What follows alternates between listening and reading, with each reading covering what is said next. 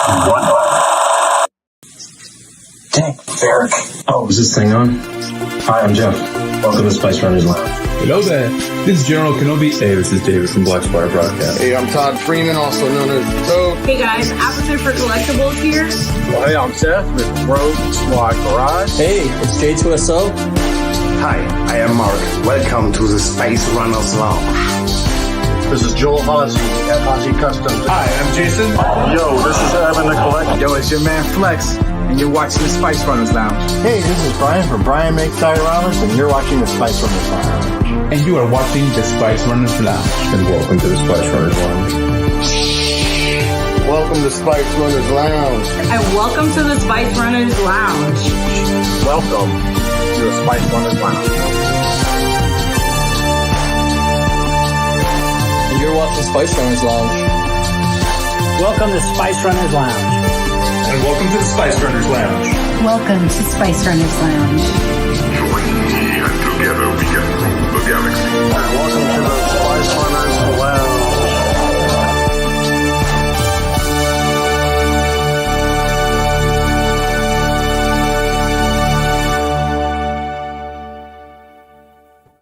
What? Awesome. Welcome to the Spice Runners Lounge, where we hang out and talk dank ferric. I am your host, Evan the Collector. This week, we have James Culley from Rebel Base Builds. Oh my God, how awesome is that? Yeah. So welcome, James, to the Spice Runners Lounge. Hopefully you got a drink and you're ready to have a good night tonight. Oh, I've Hello, got sir. a drink, all right. I'm There's ready one of your to go. buddies right there. Yeah.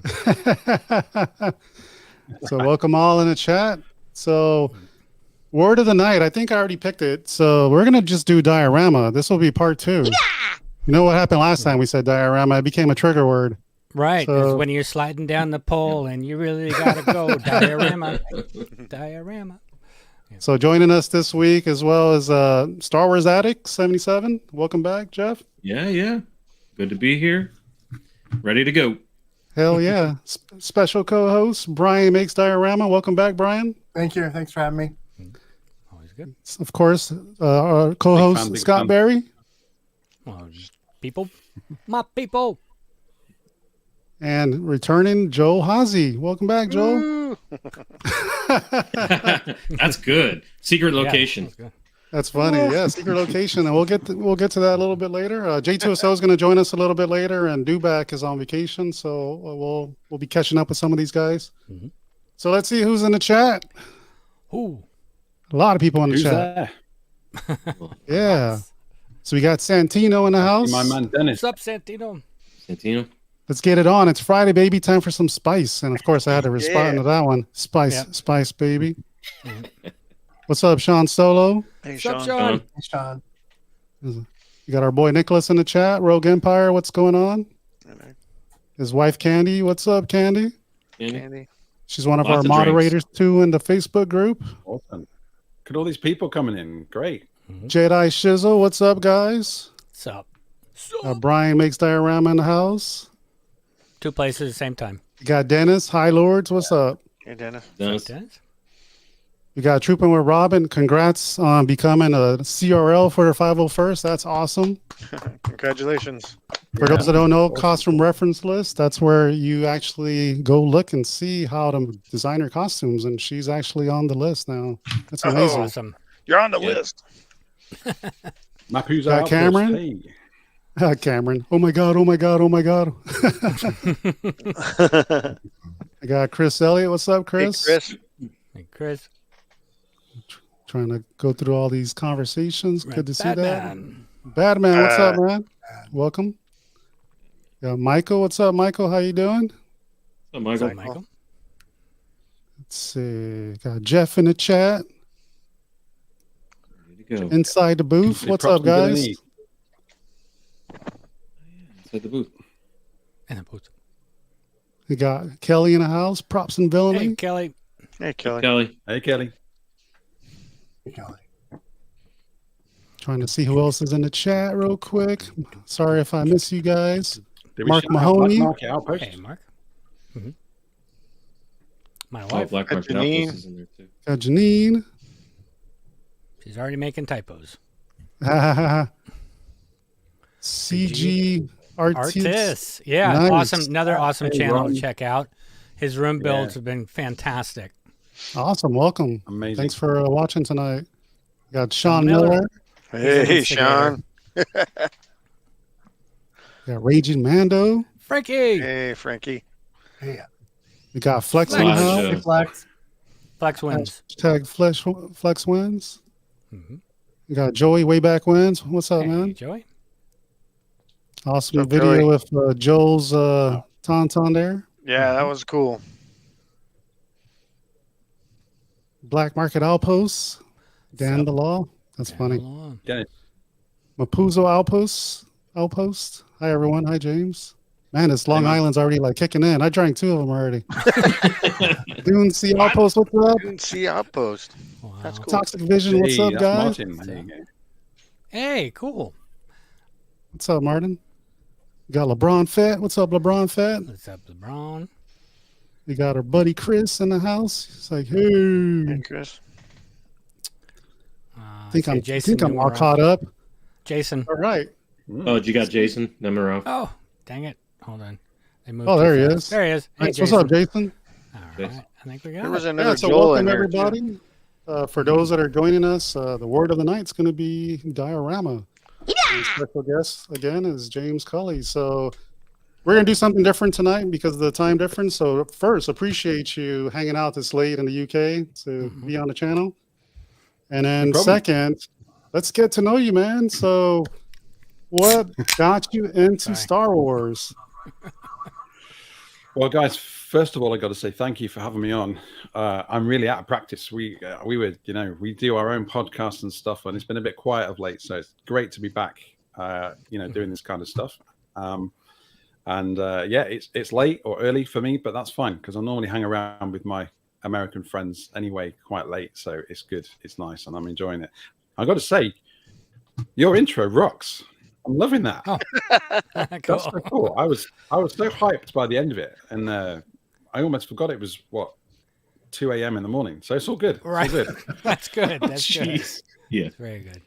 That was a good theme song by I've watched, Scott. I've watched the show. It's good stuff, and it's great. I mean, I'm really looking forward to getting into it. But so the question you asked about what got me into Star Wars, I was born in 1976. I think that was probably enough. I mean, it was everywhere as a kid, right? I mean, back then that was before we had a million movies a year being chucked at us. It was just it was a special event when a film came out. So there was such a buzz for such a long time, and it's all I can remember as a kid is the Star Wars toys and the shops and the posters. And I didn't actually see them all in the cinema, obviously, first time round, because I was 1 year old when the first one hit the screen. I think I saw What's that? I think I saw Empire. I definitely saw Jedi in the cinema. But of course, I was a VHS boy, so I was watching them over and over there, and then made a point of watching them all during the special edition releases. So, I think what got me into it was it still hit me. But I think what got me into it was just the buzz. There was such a buzz everywhere. Everyone was talking about it, and it was just there. And unlike my friends, I didn't grow out of it. Like when they got bored of it, I still had all my figures, and I didn't want to let them go. My friends were lining them up and shooting them with air rifles. I would have never done that with my figures. I mean, what's that about? So I didn't grow out of it. I just kept it. I'm sorry. Yeah. So this is the first of our instigators. What's Oh, yeah. Did you want to show it? The Darth Cat. Nice. Yeah. My Darth Cat. So Sean Miller, diorama. Sorry, had to interrupt you. There's one. And then our next one over here is Mr. Santino. James, you're going to notice that we have these instigators that like to make us suffer. Yeah, where's Marcel at? Yeah. Hey, Steven. Okay, James, I'm sorry. Please continue with our regular scheduled program. So are we showing T-shirts off right now? Yeah, there you go. Hold on. I'll get you. There you go. Yeah, that's a good one. I like that. Oh, that's cool. Yeah. Courtesy of Brian from the Smuggler's Room. There we go. Nice. Yeah, right. Mr. Hard Drive Motors. Absolutely, awesome videos. Absolutely, the Godfather himself. But in terms of Star Wars, what got me into it, as I said, was just the buzz and the hype about it. But I used to really love building models out of just crap, cornflakes boxes and pots, cups, and I don't know, tubes, toilet roll holders, whatever. So I was always building models out of cardboard. So the two things kind of joined really well to me because it's such a great sandpit, isn't it? Star Wars. I mean, look at the backgrounds in all of your videos. Right. It's amazing. All those amazing statues and things you've got going on there. It's just fantastic. And that's the sandpit in which we play. And as a kid, it was just amazing to be able to build your own Hoth base or whatever and line all your figures up and things, and that was kind of what kept me. And I read one of the comments in the chat. My friends let their figures go, but I let my friends go. Yeah, I wasn't going to let go of my toys. I kept them and I've still got all of my figures from when I was a kid. They are, I have all those spaceships and figures and sets I had back then. So that's how much it means to me. And they survived a divorce as well, actually. That was the first thing that was in the back of my car. Wow. Yeah, nice. Priorities, man. Priorities, yep. Oh, that's awesome. Absolutely. That's awesome. Yeah, so that's what got me into Star Wars. Do you want me to talk about the prop building and stuff, or? Yeah, we'll get to that. Yeah, we're just waiting for the delay. Yeah, we got diorama and lamp. The delay is going to be a little bit awkward. But it's not going to be bad. If you have any questions for James, please just say James or hashtag something or all caps. Actually, all caps would be best.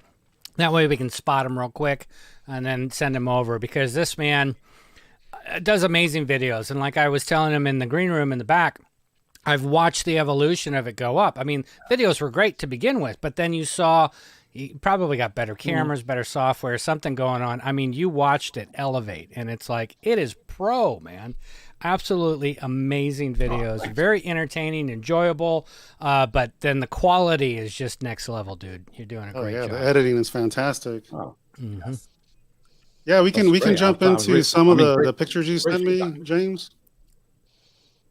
Yeah, sure. Yeah, no worries. I mean, I think the aviation of my love of Star Wars, I'm going to sound really corny right now, right? But for my day job, I'm a teacher. I'm an assistant principal at a college in London, and it's a college that specializes in design and engineering. So quite how I find time to even run a YouTube video channel and make stuff is beyond me. So your alias is not Salacious Rum, that's it? Salacious Crumb. Oh my God, that guy. He's a British or UK teacher as well. And, I know you mean, he hides his face because he says that he doesn't want to be seen. I do a lot of stuff like late at night because I've got a young family. I've got a wonderful wife, and they're all important things to me, right? So I spend time with them. But then when they're all asleep, kind of like now, that's when I come in here and crack on and get off.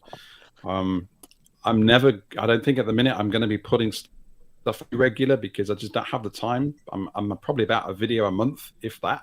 At the moment, I spend quite a bit of time on making models and things for my patrons, and 3D modeling, so a bit more accessible because I can just sit at a computer or a laptop and do that. But so the teaching role, I got to say, I owe that to Star Wars, right? Because I learned how to 3D model, how to create textures and materials and stuff at university because I want to be able to make cool models from Star Wars. And it just so happened that I thought, well, actually, maybe I could do something with that degree. So then I did a teaching qualification and thought, I want to teach kids how to do this, and I'm going to brainwash them with Star Wars. So I teach sixth formers, so like 15, 16, 17-year-old kids, and they all love computers and 3D modeling and stuff. And so I'm one of those people that can safely say I owe my career and my hobby to a little film that was released in 1977, and that's the truth. It sounds corny, but that's the truth. No, heck yeah, no, that's awesome. So we got a couple questions here. Yeah, go ahead, Evan. So Dirge Design asks, James, do you notice a difference in Star Wars fandom across the pond? Yeah, it seems to be much more popular in the States. It was massively popular here when it originally came out, like it was everywhere in the world. But I have to say, because I have the finger on the pulse of the youth, because I teach kids, so I spend 5 days a week with them. They don't really, Star Wars isn't really their thing, particularly teenagers. They're the Mandalorian, and they like it, but because there's so much stuff chucked at them, they'll watch it and then they're on to the next thing. So it's not like a phenomena like it was when we were kids. And as I see it, it looks to me like it's a much more popular thing stateside than it is here. It's still popular. I mean, there's it still has a really decent following, but yeah, it's more of a niche, I think, in the UK. I think the Mandalorian and Boba Fett, Book of Boba, and Obi-Wan and Andor, the new shows helped because the quality of those shows is inconsistent, but there's some good stuff in there, and I think it is drawing people in. That's a good way of putting it. Yeah, but I think there's a contrast definitely. I mean, my audience on YouTube is mainly American, so. Got a question from Rogue Empire. Hello, James. What is your favorite character? Star Wars character. Favorite character has to be this guy, C-3PO. Oh, nice. Oh, nice. Yeah, I mean, I gotta say, I'm not going to be horrible. Anthony Daniels is a good guy, but the character C-3PO is for me. I mean, I gotta tell you, when I first watched Star Wars, it was on the TV, and it was a neighbor's house. And my mum said to me, I remember the day, she said, "Oh, there's a film, the film that your friends are all talking about. That you keep asking me about, Star Wars. It's actually on the telly." So I was really young because it's like when it hit TV, and well, we had a modest upbringing. I mean, we weren't particularly rich or anything like that. So we actually had a black and white TV. We hadn't jumped onto the color screens at that point, but our neighbor had, and they had this really huge 21-inch TV, and it was color. So they said, "Come around and watch it." And I'd missed the first 10 minutes or whatever, and it was C-3PO bitching at R2-D2 in the desert, and I thought, my God, it's gold, like it's shiny gold droid. And for me, that was it. I just thought, I didn't even think that there was an actor inside it. I didn't care about that. To me, it was just this amazing futuristic robot from a long time ago. Yeah, I have that. You wouldn't want my life. Yeah, I got it. And yeah, he's all sorts of levels of irritating, but he's a constant. He's been he's been in them all, and I just love him as a character. I think it's great, and I also think the design is timeless. Right, you can look at this now, something that was designed way back then, and it still looks modern. It doesn't look corny when you look at other things, other robots of the time that just look silly. 3PO just has a timeless look to him. Yeah, that's my Danger opinion. Will So, Robinson, that robot looks like it's in the 50s or 60s. It just does. Exactly. Yeah, exactly. Yeah. But I think Star Wars did that well, though. They did that really well. When you look at the Stormtroopers, that black and white design, the sets, compare it to Flash Gordon, that was out roughly the same time. There's a gulf of difference in the visualization and aesthetics of those two movies. Absolutely. So they got it right in terms of that, I think. I still watch Flash Gordon, though. Yeah, Frankie has a quick question. He says, James, what can one expect from your Patreon? It's not an OnlyFans. So my Patreon. So thanks for asking. Patreon is basically a mixture of 3D models, high detail 3D models for room builders, so 1:1 scale panels, control panels, fittings that they could use in their room builds, and then of course dioramas, Black Series scale, 375 scale. There's figures. one right there.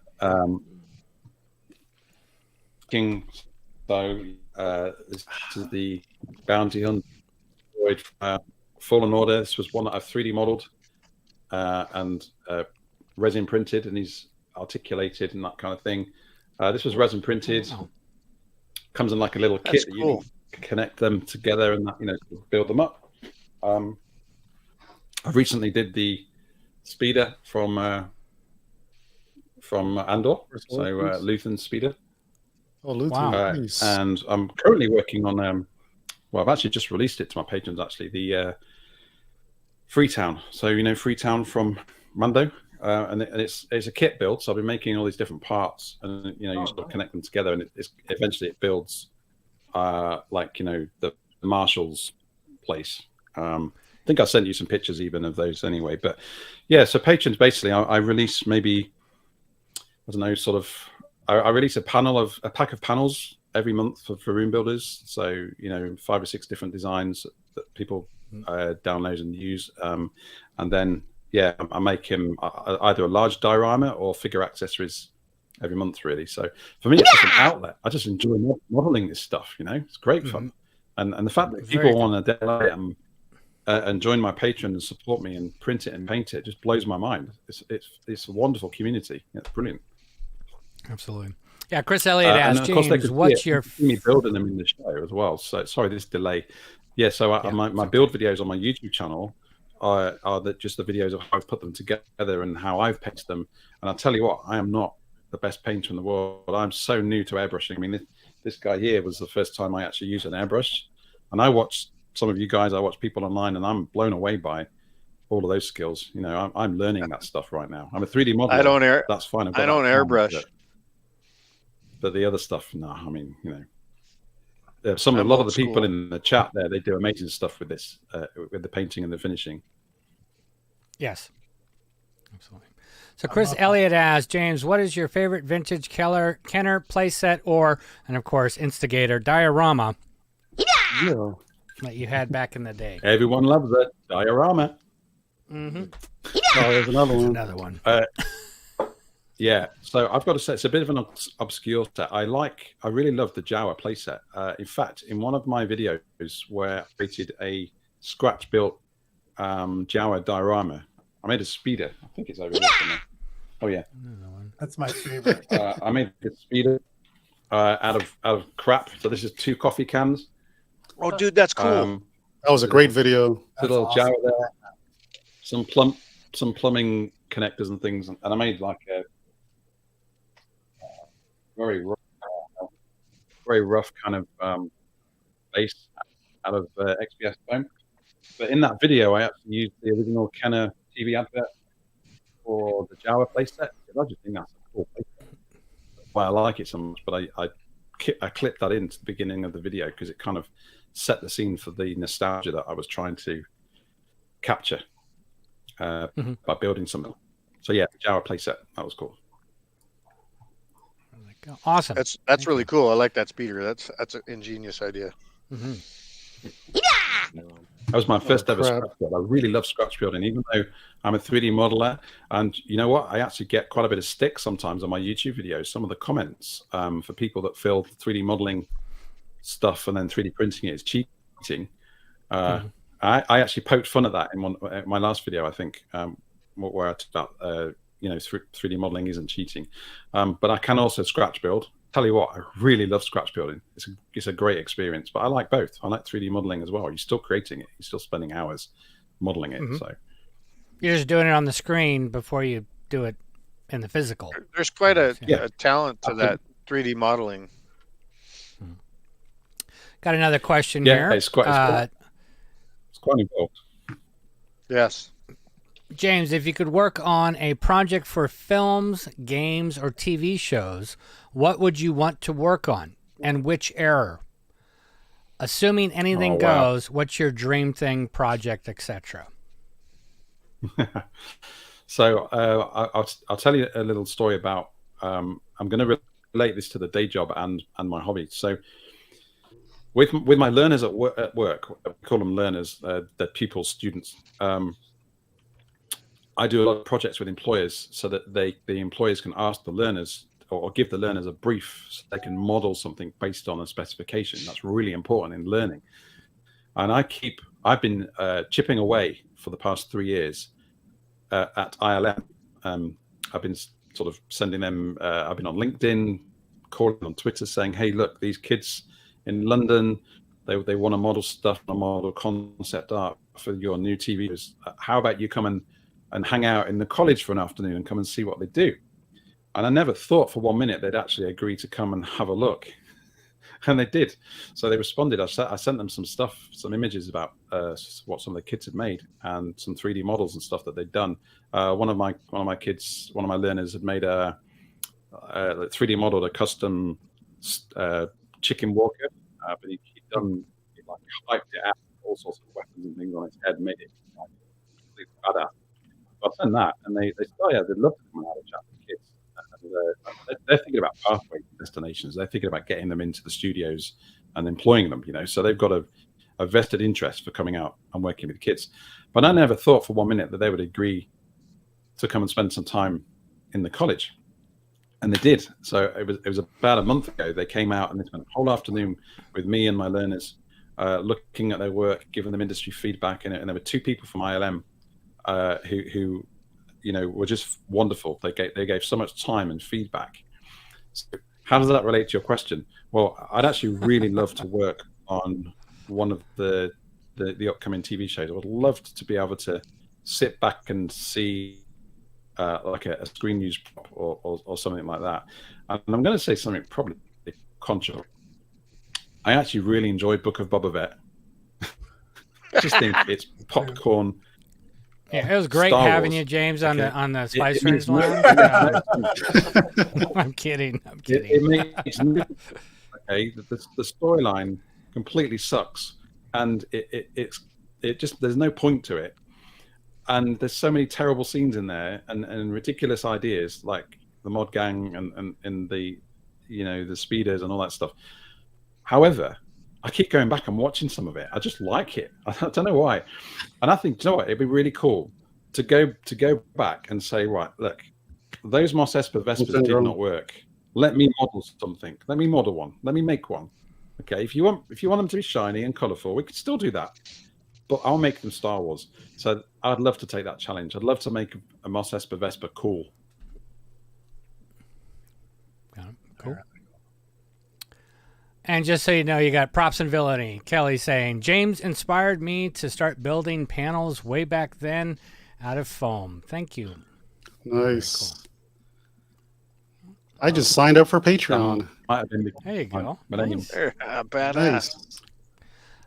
Dune Sea Outpost asks, James, what is the one toy, action figure, vehicle, or playset that you really wanted but couldn't have as a kid? You had to ask that question. I don't even think I can answer that. That's a hard one. It pains me because I still don't have it. It was, and I could get it. I could go on eBay and get one, right? But it was the B-Wing, and I know it's quite easy to get hold of. And I don't know why I haven't gone and got one. But yeah, the original B-Wing, that was just, it was one of those, I think it was like the last of the stuff kind of released after Jedi, and like the last 17 figures or whatever. It was that, for me, it was just, some of my friends had it. I saw it in the catalogs at Christmas, but I never got that one. I never got that one. That ship but is I know it's phenomenal. fairly easy. It's fairly easy to get hold. Amazing. To be honest, when you look at those toys, considering they were toys being made back then in the 80s, they're really well constructed and planned out toys. Yeah. I think so. Yeah, they did a fantastic job. Michael Barrett says the G.I. Joe flag. Sorry, the delay again. The Kelly was saying there about the foam panels, the inspiration. I think he'd been alluding to the 100% foam Millennium Falcon bench that I kind of put out there, which is, it's raised so many questions over the last couple of years. I put it out there. Why would I make a Millennium bench full size out of foam? But I did, and it was good fun. I just had a load of foam, so I thought I'm going to use that. That was a fantastic video. Talking about your background with your father and your inspiration, and just the way you cut it and edited the film. It felt like a tutorial. It was pretty badass. It's like thanks. Me being a cabinet maker. I didn't think the thing would stand. So that was pretty awesome. I think the teacher comes out quite a bit in the videos. I feel like I need to explain stuff, and honestly, I watch them back and think, who's going to watch this stuff? It must bore people. And then there's the nostalgia as well. You know, I like to use orchestral music in the tracks. You know, it probably comes across as a little bit relaxing, maybe a little bit slow paced, like Andor. I don't know, but I tend to put my videos. I put the production of the video itself as the model of the prop I'm building. I just like to. I mean, one of the things I teach is video editing, so why that comes across. That's a funny comment, but yeah, I think the nostalgia that some people comment on during the video, you know, in the comments of the videos, I like to include that because that's why I do it, right? I still do this stuff because it makes me feel like a kid again, and I think almost everybody in the chat and you guys, that's why we all do it, because it reminds us of you know, all those memories and fun times we had playing with this stuff and watching this stuff as a kid. So in my videos, if I can bring it out and talk about, you know, the toys and the memories and mention the amazing people that worked on the movies, then if it works for people, then that's good. But the Millennium Falcon bench video was quite important to me. I tell the story in there about my dad, and you know, I don't have neither of my parents are alive, and you know, I lost them a good few years ago actually. But my dad I lost first, and you know, obviously I love both my parents, but I had a very special friendship, if you like, a relationship with my dad, and he taught me a lot of stuff. You know, he was into this. He liked Star Wars, and he liked building things. He was always building stuff, and I remember he built like an Ewok city out of a tree branch and some cement for me once that I could put my figures on. Badass. And I just remember all of those times, you know, just brilliant stuff. And I was obviously gutted when he passed, but he did make me that like a Millennium Falcon bench, kind of a single chair for my bedroom. I mean, it wasn't kind of detailed like the one I want to build, certainly inspiration. But it's one of the things that I just lost. I didn't lose it, but I think it wore out. I think it broke. It's, you know, when you think back into the past and you can't remember whatever happened to certain things, and that was one of those things. And I always remember feeling bad about that after Dad. It's called old passed, age. You know? Yeah, exactly. So when I made it, it was, and again, it's going to sound really corny, but it was almost like he was there with me whilst I was doing it, and he would have been like, you know, son, there's much better material to use than foam. Are you feeling okay? But in terms of the design, I would have said, but Dad, I've got loads of the foam. It's free. What you know? But I think in terms of the design and the approach, you know, he would have enjoyed that. But yeah, you know, it's not the best material to make it from, but it was HD foam, so it was really kind of firm. And I combed the actual base of the chair, which I didn't really show in the video. So there was a lot more support structure in there, and of course the curvature of the back was supported by a wooden frame. So it kind of was supported by a wooden frame with the curve. So you know, it's not going anywhere, but it's really quite comfortable. You know, so but yeah, don't build it out of foam. Build it out of wood, and just use foam for the pads. But still standard. Right. And for those that haven't followed James, that video is in the description. So after you watch this, watch that and check it out. It's actually an awesome video. Mm-hmm. Oh, sure. Thanks. All right, so I got to give this to Rogue Empire because it keeps going. He keeps going. So Scott, there was a question earlier. I don't know if you guys saw it. There was one about cosplaying. Yeah, I'll get it. All right. 1 second. It's right here. Good question. James, have you ever considered cosplay? You have a very Cobb Vanth look about you. Nice. Really? Okay, so Black Market Outpost. This is Dennis. He's one of my good friends. If I don't know whether any of you guys watch it, but we produce a podcast, a video cast or whatever. It's called the Almost Star Wars Show.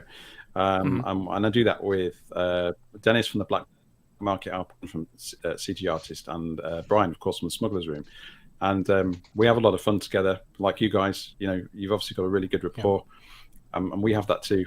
And it's like a brother, and it's almost like I live with them because they're in my pocket, because of a group chat that never stops.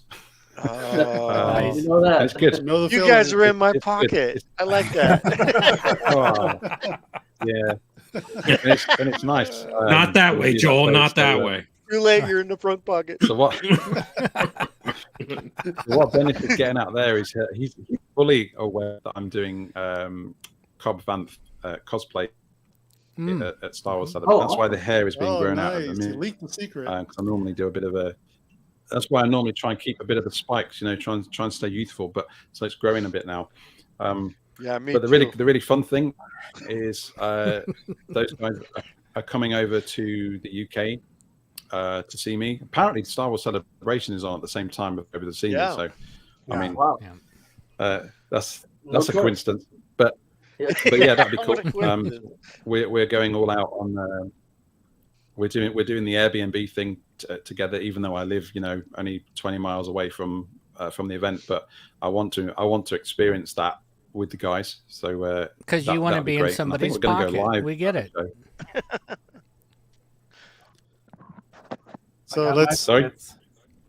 I would say because you want to be in somebody's pocket. We get it. It's okay. Oh yeah, my son and I are coming over behind closed doors. Yeah, behind closed doors. Yeah. Let me bring up some of the diorama pictures. Oh. Bam. There. Mm-hmm. Damn. Oh, there's a nice piece. That's wonderful. Holy crap, dude. Yeah, that's wow. So James, I'm gonna put some pictures up and just tell us a little story of like what right here. How it inspired you. Hold on one second. Well. Oh, that's so cool. Oh wow. Did you paint that? So so this I 3D modeled this. It's in the video, and resin printed it actually. The whole thing is really heavy because I didn't hollow it. It's not really. The windshield's resin printed?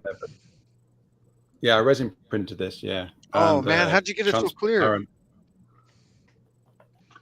Well, if you watch the video, you'll see. Oh, I will. I need to subscribe, Joel. Hey, on me. Basically, it was lots of. I'm joking. It was lots of sanding, and then spraying with like a gloss varnish. Okay. And I also used brush on resin, and then I kept curing it to get that really kind of crystal clear finish on there. Okay. But that was at that time. That was my biggest project. It took ages to 3D model because. If in the video you see I cover the whole modeling process of that, and what I did, I actually wanted to go back and kind of do what Mando did in the show. So I wanted to start with an N1 and then deconstruct it. So in the video, I 3D modeled the N1 as it kind of appeared in Phantom Menace. So I found some images and 3D modeled that, and then I took away from it. So I cut into it to make the detail on the engines and to do all that exposed infrastructure,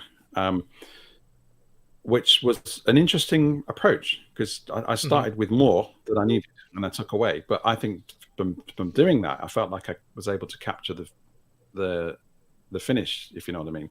And then what was really interesting about this video was the file, Boylai Hobby Time, which I'm sure you guys have heard of Boylai. He's a massive YouTuber. Fantastic dioramas. We got chatting, and I let him have the files, and he did his own diorama.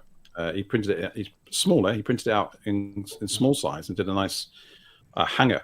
But he used this really mirror paint because it obviously appears quite shiny and chrome, and it was really good. I loved his approach, but I just used rub and buff on that, literally straight onto the resin. With no undercoat or anything, just straight onto the resin, which I'd used wet and dry sandpaper to get really, really, glass-like. My wife's favorite product right now, rub and buff. I was going to say, Scott, there you go. You got to go buy some more. What happened at the house stays in the house, right there. Yeah, go buy some more rub and buff, Scott. It was really good fun, and the smaller details. Again, I'm not sure how well this is going to show on the camera there, but see if I can get it to focus. I've moved my face out of the way. The smaller details here are really micro model details, and I spent a lot of time on that because I was always intending to print it in resin, so I was able to get some really good detail on that, and that was such a fun process, and I learned so much more about the actual process of printing and making something that other people could put together for themselves. Yeah. So that in the way hey James, on that note, Frankie has a question for you. What resin printer are you using? Thank you. So I'm using quite an obscure one. I don't think it's really well known, but a company reached out to me on Instagram and said, "Oh, thank you, Janine," and said, "Would you like to receive a 3D resin printer from us for nothing if you can try it out and put it on your channel?" Yeah. And I was like, let me think for a second. Yes. I would very much do that. So it was a company called Nova 3D, and Nova 3D sent me one of their products called Whale 2, and it was a little bit bigger than like most of the resin printers out at the time. So it's a fairly big resin printer. It's not one of the newer ones, but it was big enough to handle that kind of model. And the one you can see on screen now as well, that's the Scorpionic from Book of Boba Fett. That's badass. And again, I 3D modeled that from scratch and resin printed that. But I was inspired by the Scorpionic more than it being an absolute replica. I wanted it to appear really bulky up top.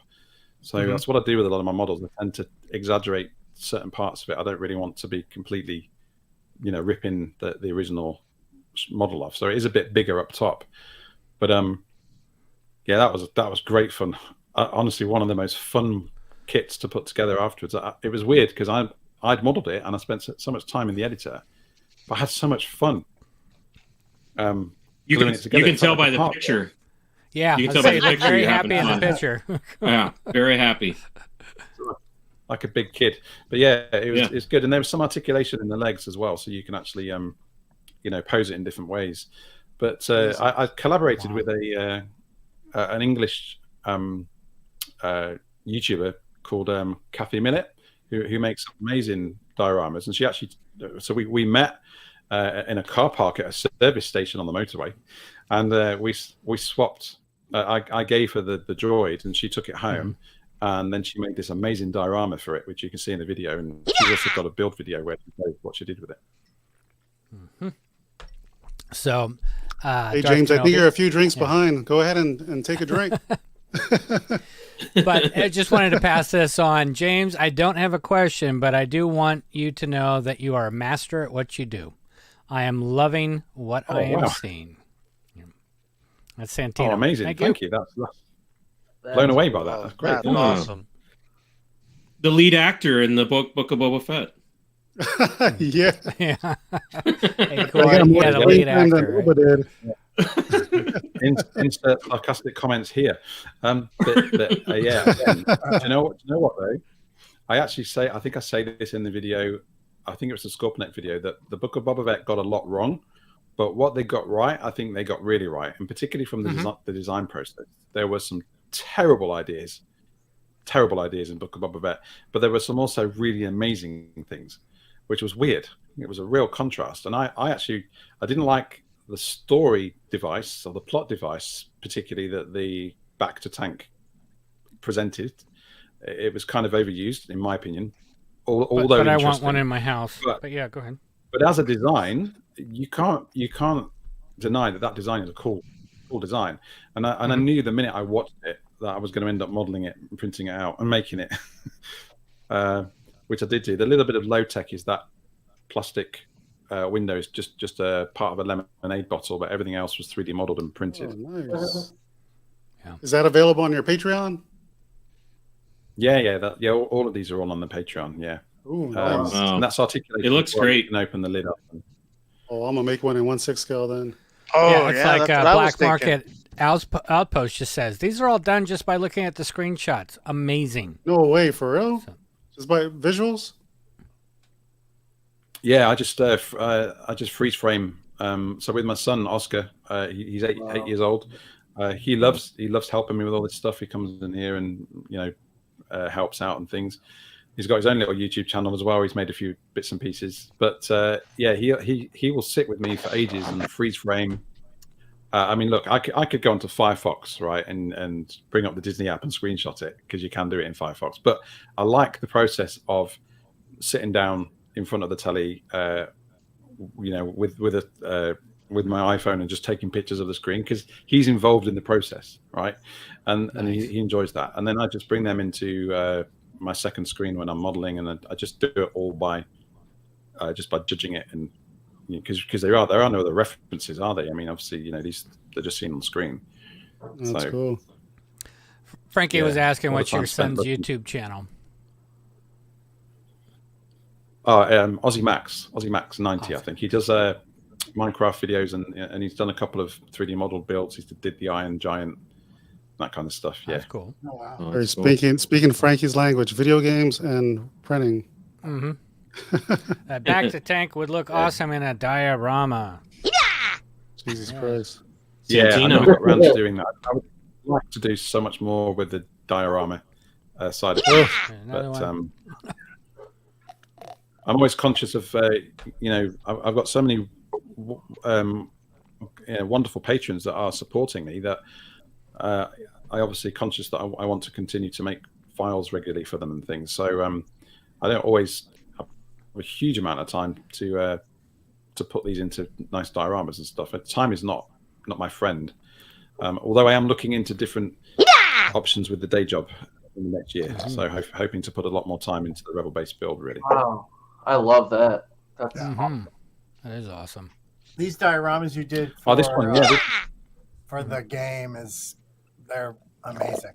Yeah, this was such a cool ship design this too. Inspired by Fallen Order. Yeah, this is great.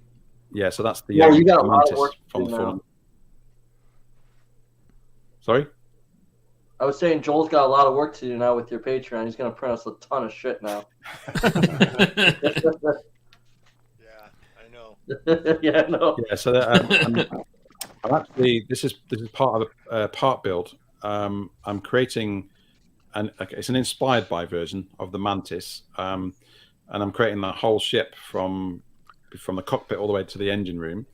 And the idea is that it's modular at the moment. So I've done the lounge, the hollow table. I've made a really good start on the cockpit, hoping to get that out next month, which is the next room through that doorway there. And then this side of the diorama that you're seeing on screen right now, you have the secondary lounge canteen and then the engine room. But it's modular, so the idea is it will fit inside a hull, which I will eventually get to as well. Oh man! So it'll be one massive project. I mean, it's going to be really big.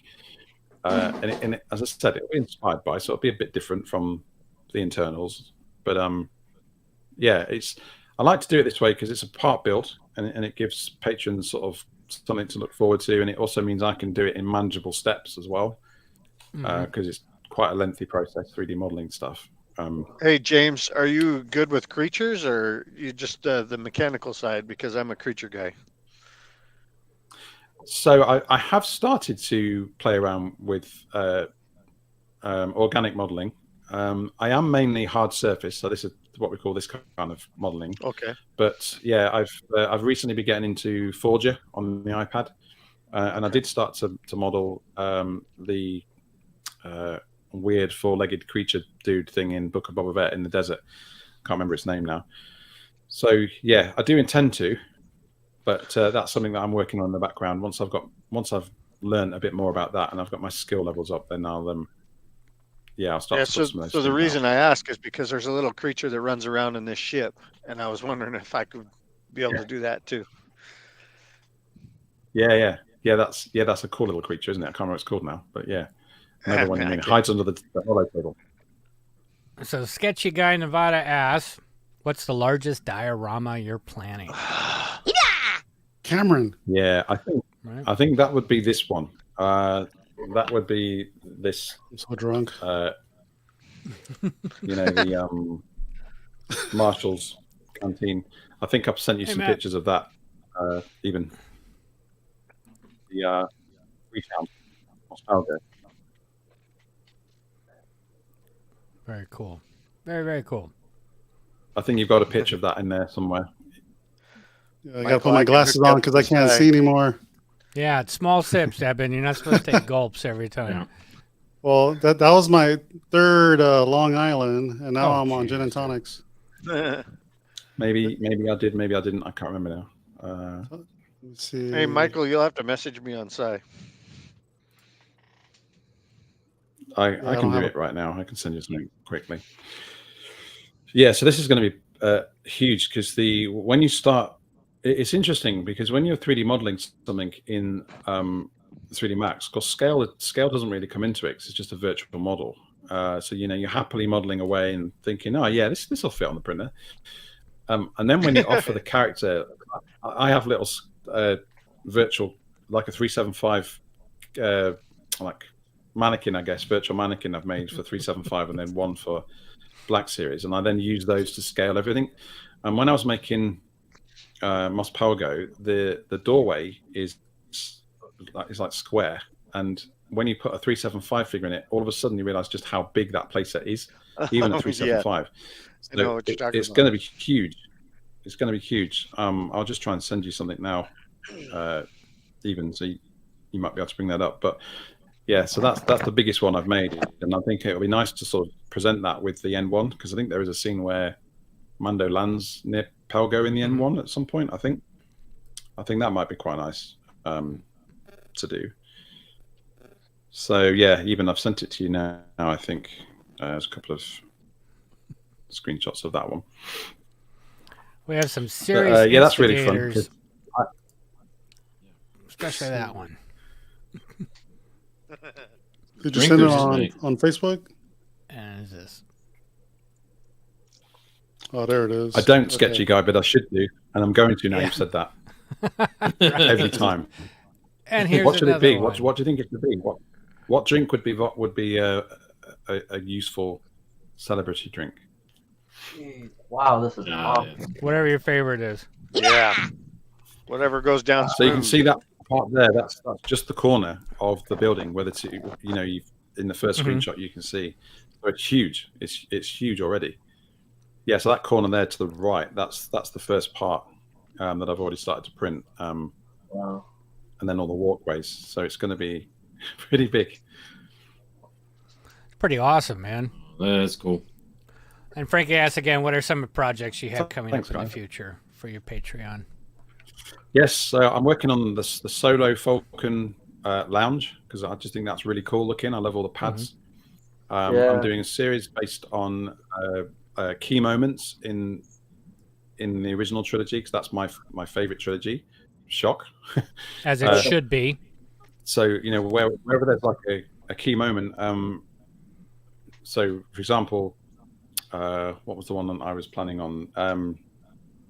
The escape pod scene, which doesn't really get a lot of love, but I think that's a really cool little design space. I think the space is brilliant. So I'm going to model that and an escape pod so that we can put good old 3PO near it. And I also have a plan to do the deleted scenes. So there is a deleted scene, again, with 3PO, where he rips the warning label off the door and Hoth, and I want to model something around that. I think that'll just be a cool little project to do. The Fallen Order Mantis is ongoing, and then there's a lot of stuff I've done around Obi-Wan. So generally, when I'm watching the shows, I just jump straight on and model a diorama based on something I've seen there. So yeah, it'll be whatever the new shows throw at us. There'll be some stuff in there, and then control panels and room build stuff.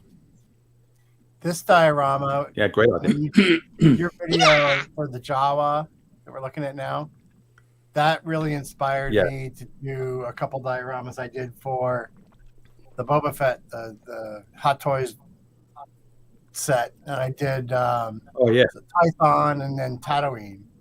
But when you were like sanding and doing all your rock stuff, that really got me inspired for what I did on my stuff and like how you're doing it. And then, so yeah, this is one of my favorite projects you've done. Oh yeah, with found parts. That's awesome. I remember we talked about that, and what you did there was fabulous, brilliant. Thank you. I'm in awe of that stuff, man. That's great. Thanks. And Frankie will be joining your Patreon. Well, there that's it. Got me sold. Yeah, for those that haven't seen this video, like James used a couple of plastic like bottles. I think they were like apple cider bottles. I forgot what they were, but he painted them and printed out a couple things. Yeah, it was amazing. Just found parts. Wrong channel. That's all. I do the same thing. I use like pill bottle caps for like magnets that pick up the droid heads and stuff like that. Oh, that's cool. I actually have so my friend Dennis from Black Market. He very very kindly donated a lens for. I mean, I got the same camera that he had, and we got talking about it, and he sent me a lens over. I think I designed a door or something for him on one of his dioramas. I can't remember what it was anyway, but we did a little bit of bartering. And when he sent it over, he put like 10 million juice lid caps in the box. Oh, so, I've got all of those I'm going to try and incorporate. So thanks, Dennis. So yeah, that'll be fun.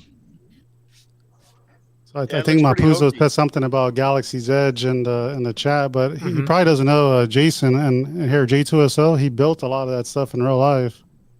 That was amazing. Yeah, he built the Ogus Cantina and one of the ships. Which ship was it you guys worked on?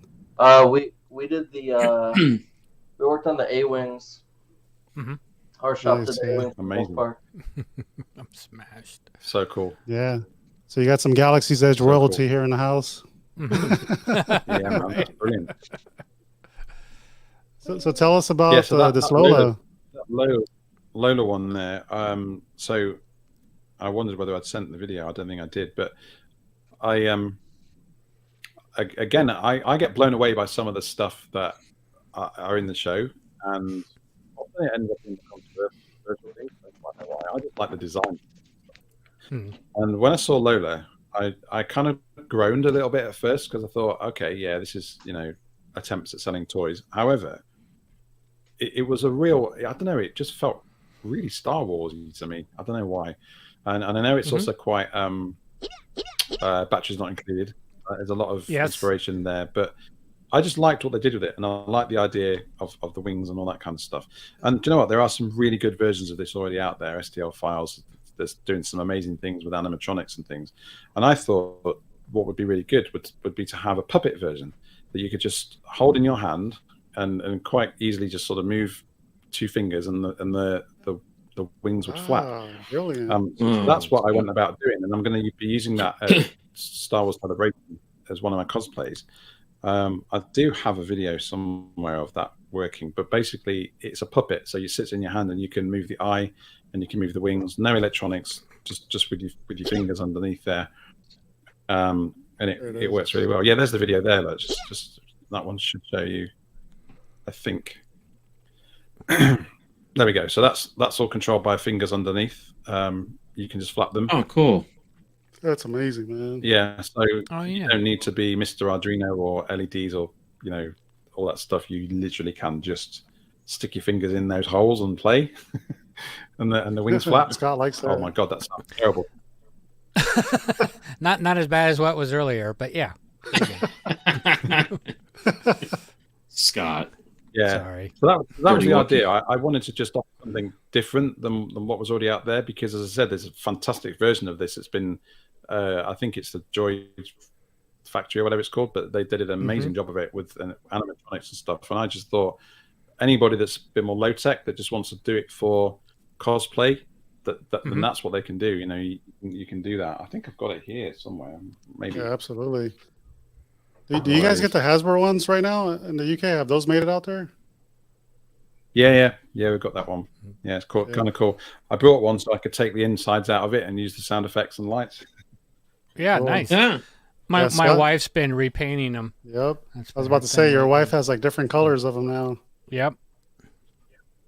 Some variants. Yeah. So it's here. I think I've got it so far. Yeah, so again, oh man, that's cool. I've not painted. That's awesome. You can just sort of. So you've got the There's just a flap underneath that does that. Then. Again, another unfinished project, but I'll get there. So it's just underneath. You've got those two little. Oh yeah, little levers. Yeah, that's really it's all mechanical. Really, it's all 3D printed. Yeah, really simple. Sorry. Wow. Nice. Is that on the Patreon? Yeah, just all mechanical. Is that on the? Yeah, Patreon? That's on there. Oh man, I'm gonna be printing full in the next couple of weeks. Mm-hmm. Everybody's printers are operating now. Yeah, I'm gonna have to turn mine back on. It's been a while since I turned it on. That's awesome. That's awesome. That's a great idea. Hell yeah. Mm-hmm. Yeah, so that one there, that's one of my earlier props. Quite an embarrassing screenshot. I don't know why I thought that was a good idea at the time, but that's made out of HD foam, and it basically allows you to sort of slide an Android tablet in there or an Apple iPhone. Sorry, brilliant. I'm getting tired now. It's all good. An iPad. There we go. That's the word. And the Droids, the Scomp link there is actually a hidden wireless phone charger. So you can just sit your phone on there and put your tablet in. And in the video, that's one of the build videos. Sort of shows the breakdown of that. I basically sort of got a cheap, crappy wireless charger, contactless charger for phone, and took it to bits, and then pulled the coil out of it and incorporated it into there. And it's all operated by a USB connector on the back, and there's a slot along the top of that you can slide your tablet into. So it's kind of like a little dock, but also charges your phone whilst you're getting caught up on Netflix or Disney. That was a fun Hey James, do you still have the Oculus Quest case? I do. Yeah. That was the one that I like. I was like, because when you did that, I was into the Oculus Quest, and then I'm like looking for something to do with it, right? And then I'm like watched it, and I was like, there's no way I can pull that off, but it was really cool. Thanks, man. No, it was a really fun build. Again, in the video, my son helped with the jigsawing of that. Actually, he had great fun with that. But awesome. It was funny because I actually made when I was narrating it, I was saying that I was using MDF rather than foam because it had to be secure. And of course, MDF is not secure. It's just paper, isn't it? That's been compressed. So it generated some sarcastic comments in the comment section, like, "Oh, it should be made out of metal, dude," or this kind of stuff. And I love that about YouTube. You know, there's always wonderful advice in the comments given to you. Yeah. But there's always that one guy. We have lots of them, and we love them. We do love them. Yeah. But we have lots of them. Yeah. And it wasn't ever meant to be a totally secure solution. I just wanted to build a cool looking crate and lock my Oculus Quest in there, and I put a little digital pad so you could press like a code, and it would release a lock, and then a pneumatic pump basically opens the top up. So it's kind of cool. You've got like this nice presentation of getting to your Oculus. I think I was one of those, James, where I put in the comments, and I'm like, "Hey, are you selling these? Because I'd like to buy one." Mm-hmm. Oh, you're that guy. Yeah, exactly. I'm like, I'd like to buy one of those for my Oculus Quest. Wow. That's awesome. DM me. Okay. Yeah, I actually put the plans. I put the plans up on Patreon in the end. So you can print them out and trace around it on MDF and use a jigsaw if you want to have a go. And I think some of the 3D models as well I put in there too. No, I'm not sure it's on Patreon or Etsy. I can't remember now. But yeah, that picture there, that was just a bit of just messing around. I actually that's my R2D2 build, which is a very low tech R2. It's MDF, totally scratch built. The dome is a lampshade from B&Q, which is like a home. I think you have Home Depot over there or something like that, but it's equivalent sort of thing. Just happens to be the right kind of size. The front skin is just a piece of white perspex, and all the details I used a soldering iron and essentially just drew the details on. So up close, it looks a bit crap, to be honest, but from distance, about that distance, it looks really cool. But if you get too close to it, it's like, oh, this dude used a soldering iron. What? But you know, from a distance, it works quite well. Looks good. Yeah. And the pipes are plumbing hoses at the bottom, which I think is I think people use those anyway, mainly. And then I use Christmas lights inside for the logic board. The whole thing cost me in materials probably about 250 quid, which is not a lot of money really when you a fairly decent looking R2. And not that I'm a cheapskate, you know. I mean, I'm an assistant principal. Mm-hmm. I'm on an okay wage, but where you can save money, you should save money, right? Yep. But the reason it's got an Iron Man helmet on the top is because that Iron Man helmet is part of a cosplay that I made out of EVA foam floor tiles. So it's an entire Iron Man. Yeah, there it is. It's an entire Iron Man suit. That is sick. In 2019, I wore it. I wore it to a Comic-Con. But it's made out of EVA foam floor tiles. You know, the ones that you connect together and put on your garage floor or whatever. What? Like the gym ones? Yeah, basically, yeah. I had no idea what I was doing, and I wanted to make an Iron Man because it was in the height of Avengers fever. You know, the only phase worth watching. And I was loving it, and I thought, yeah, I'm going to make one. Excuse me. So it's all foam. Sorry, and there's a paint called Flexi Paint, which is a guy over here in the UK makes this stuff, and it's like flexible but shiny, and that worked really well. And then I used again rub and buff on the mask for the gold. Oh, jeez. But it was not mechanical in any way. The face doesn't lift up or anything. It's literally just a foam helmet that you pull over your head. It's really light, but it's hot as hell. That's so cool, though. You're in a wetsuit, more or less. Yeah! That is cool. Wow. It was really good, though. It was my first ever cosplay. I was really worried about doing it. I was nervous as hell on the day, getting it on, you know, wearing it and stuff. And I just thought, I don't know how this is going to go down because it's made from foam, and there's people out there that have made these from 3D printing that look fantastic. I thought, I'm going to have a go at this. And I wore it so the helmet's made out of foam too? Yeah, it's all foam. Yeah, Jesus, every part of it. So the actual the arc reactor is a hair gel tub with an LED in it. Yeah, it's all found. That's awesome. That's so cool. It was really good fun. But yeah, I wore it for 4 hours straight because I couldn't get away from people. It was meant. I honestly was blown away. I'd never done cosplay before, but there was people just queuing up to have pictures taken, like little kids wanting to stand with Iron Man. I mean, I'm 6'3" in real life, which is not huge, but it's kind of tallish. And in that suit, it's even more because obviously you've got a couple of inches on top, and they're wearing boots underneath it. So I guess it was quite imposing, but it was really good because all the kids kept coming up and wanting pictures. And I just, honestly, after 2 hours, I was done. I was like, oh my God, I need to get this off. I need to just go and lay flat somewhere. But I couldn't get away. Dehydrated. Yeah. Away. And it really brought a new understanding for people that do cosplay. It's a dedicated profession. I haven't done it since, but I'm going to do it at Celebration. I'm going to do Cobb Vanth, I think, and then as I said, Cobb Vanth, and then a Jedi of some sort with Lola. Awesome. So I'm not wearing full armor. No, you should be much more comfortable. Yeah, Joel hates wearing stormtrooper armor because he can't sit down. Well, and it pinches things that shouldn't be pinched. Nice. But yeah, it was good. It was fun. So I do like Marvel as well. Marvel is I'm really into that.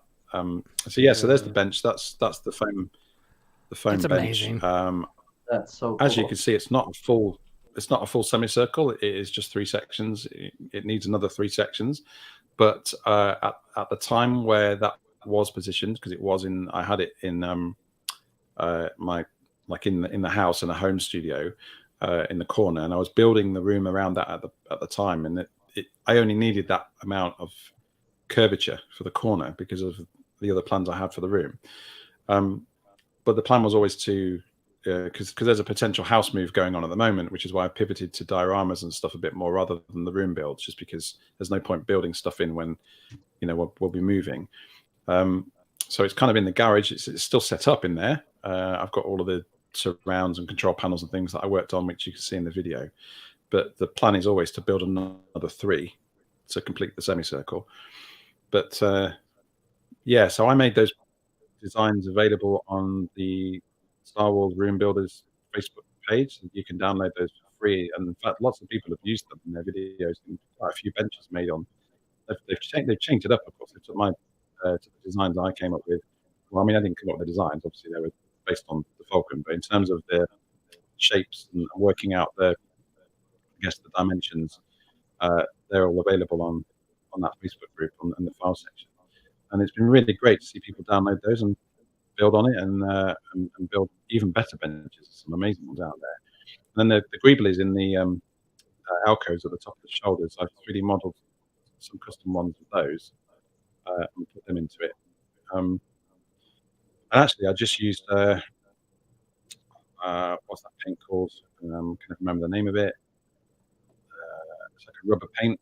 You can spray on it. I can't remember the name now, but it's really hard wearing, and it's got a nice shine to it. And yeah, so it's flexible, and it still looks as good as that now. It's been, I think it's a couple of years it's been going. So yeah, but that's the one that generates so much conversation because it's made completely off phone. That's awesome. Yeah, that thing's amazing, man. And like I said before, for everyone in the chat, watching, the link to that video is in the description, so check it out later. What am I drinking? Someone's asked in the comments probably a while ago. It's actually John Smith's. Yes. I don't know whether that's something that you guys get over there. No, unfortunately not. It's a good beer. Yeah, it's nice. So someone was saying, does it come with diorama? Plastic dip, yeah. I was going to ask this. You guys may know. I don't know, but Sketchy Guy is constantly saying Legion scale, Legion scale, Legion scale. I don't know what that means. It's a smaller scale. It's for gaming. Okay. So, yeah, Sketchy Guy, otherwise known as Cameron, is a good friend of mine. He's a fantastic artist. He creates all sorts of avatars and logos and stuff. He's done. One you can see on my picture there, that little character was designed by Cameron. But yeah, he's always bitching at me on instant message to miniaturize some of these files and make them suitable for Legion, and he knows as well that I'm working hard on that. So he's Legion, just going like at me hard. Little play figures. Yeah, like Darkfire Designs. He's just going at me hard now because I haven't done it yet, and I'm basically what I'm doing because he keeps asking me. I'm just gonna make him wait for it. No, I'm joking, but I am working on that. I'm going to go back through my catalog of models and see which ones would work at Legion scale. Well, he should be able to scale them down in his slicer. Yeah, it should be. But obviously some of the stuff like I guess things like the the canopies and stuff that have to be modeled a bit thicker by the time you scale those down. Yeah, I see what you're saying. Yeah, 1/1 scale to 1/6 scale. I have to double up the models and think. Yeah.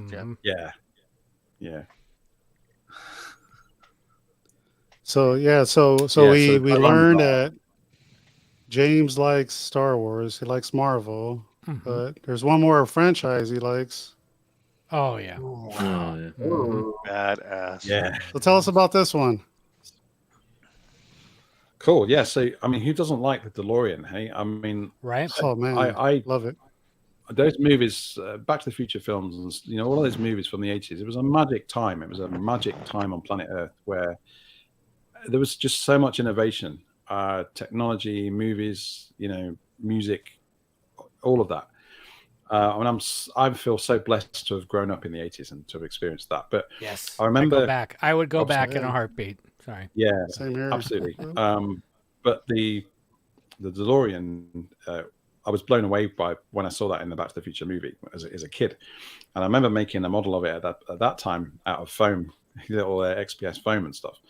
But the story behind this is when I went into teaching about 8 or 9 years ago, the college that I work at was a college that I actually helped get off the ground. It didn't exist a year before I joined. It was a new idea. It was like a technical college that had all this technology in there. So virtual reality headsets, mixed reality, 3D printers and laser cutters and all this stuff that wasn't really that well known like eight or 9 years ago. So the head teacher at the time I met at an event, and he said, we've got this really cool governor. So our schools have like governor bodies that sort of say how things should run. And one of the governors was a TV host. He was a host of a show called The Gadget Show in the UK. Don't know whether any of you guys have seen that, but it's basically a show that reviews gadgets. And this guy was a real gadget master. He just knew everything about emerging technology. And I met him at an event, and he told me about this school, and he said this school would really love for someone like you to go and help them. They don't have a building yet, but they have a plan for the building, and they need to attract learners and parents to bring their kids there. So he said, do you think, he saw me at an event where I was making 3D models, and he said, do you think you could make them school, like a 3D model of the school, so that we could show it in our marketing literature and attract kids and parents? So I said, yeah, that'd be great. That sounds like a good idea, good cause and all that. So I did it as a completely unpaid job. I made this model and gave it to the school and said, there you go, you use that in your promotional campaigns. And then the head teacher was a really great guy, and he actually sort of said, this is great. Why don't you come and teach this stuff 1 day a week? So I thought, well, that sounds great. So I did that. And then from there, it kind of evolved into becoming a full-time teacher and then finally an assistant principal. But the connection I made with the Gadget Show host was interesting. He'd just purchased a DeLorean, a real, like they see me at the event there. He purchased a DeLorean, and it wasn't modified at that point. It was just a DeLorean. And so what he wanted to do is to create a virtual version of this so that it could be used in video games and his events, because he used to do lots of tech events. So he invited me down to his place once and said, I've got a DeLorean in the garage. Do you want to have a look at it? I'd love to have a look at your DeLorean in the garage. So we went into the driveway, and he opened up the door, and it was like a moment from the film where the door opens up, and there was this DeLorean just sitting there, just beautiful. And he'd had it converted at that point, so it had all the stuff on the back. He said, can you make this into a virtual reality version of it? And I said, yeah, I can. So I spent the weekend taking hundreds of photographs of this thing from different angles to understand it and understand how things went together. And then I spent about 2 weeks 3D modeling it from scratch. I didn't scan it. It was a completely like a CAD designer. What you're looking at now is renders of that 3D model that I made based on the pictures. And in fact, what you can do is you can open the doors and you can look at the control panels, and you're looking at his DeLorean, because I used pictures of his DeLorean to 3D model, and then I applied the textures from the photographs onto the body. So what you've ended up with there is a complete replica of his car, which he then uses in events. And I think one of the pictures I sent you even was where I was at a trade show, and it was being used on a ride, like an event. People would go in, put the headset on, and they would actually fly the DeLorean and travel in time, backwards and forwards in time. And it was great to be part of that, because it was a really like a long 3-day event. Having said that, what I've been left with now is a really high detailed 3D model, which at some point in the future I'm going to convert to an STL file. I know there are one. There's some of these out there already, but yeah, that's the one. So you can see the DeLorean in the background. That's not the guy from the Gadget Show. This is the guy that was leading that event, and it was just really cool to see it, in person, to be able to be at that event. And we put the headsets on, and hundreds of kids were sort of driving the DeLorean and hitting 88 miles an hour and having some fun. It was really good. So yeah, that's the story behind that one. But yeah, I am going to convert it. Eventually, I will get that to my patrons at some point. But yeah, it's great. That's awesome. No, that's awesome. So yeah, that was the last picture from there. So we can talk about your Instagram, James, if that's cool, or I don't know how much longer we have you for. Yeah, it's fine. Yeah, I can go a bit longer. Yeah, no problem. Yeah.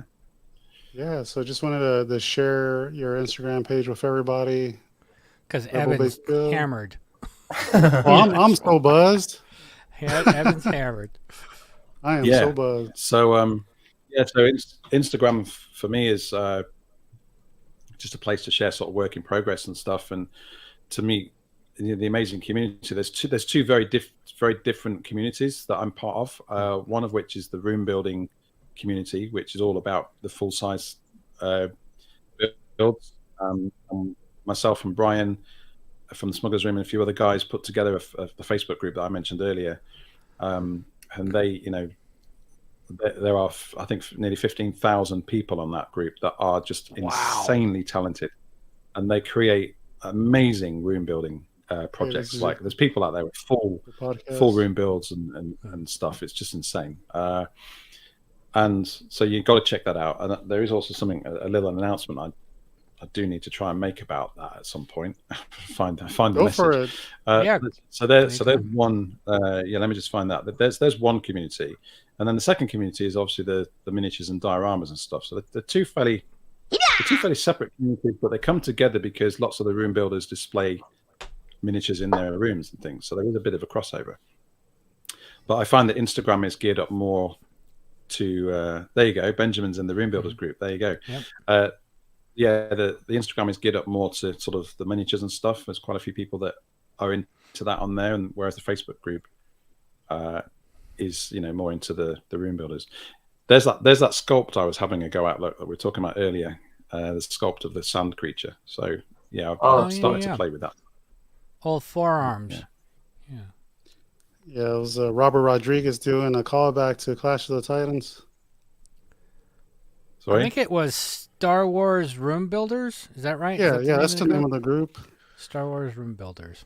Michael. Yeah, I think I'm a part of that group already. Okay. Me too. I think a lot of us are. Because Kelly was the one that introduced us. The announcement that I need to make, or I'd like to make, is about, and hopefully, guys, I think there's a few of them in the chat.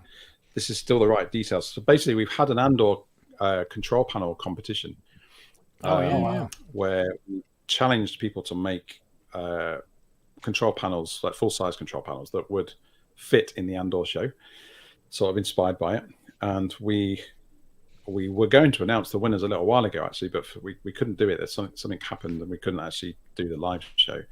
So we have moved that forward. And Martin, you're in the chat, so correct me if I'm wrong, but it looks like we are going to run the live stream on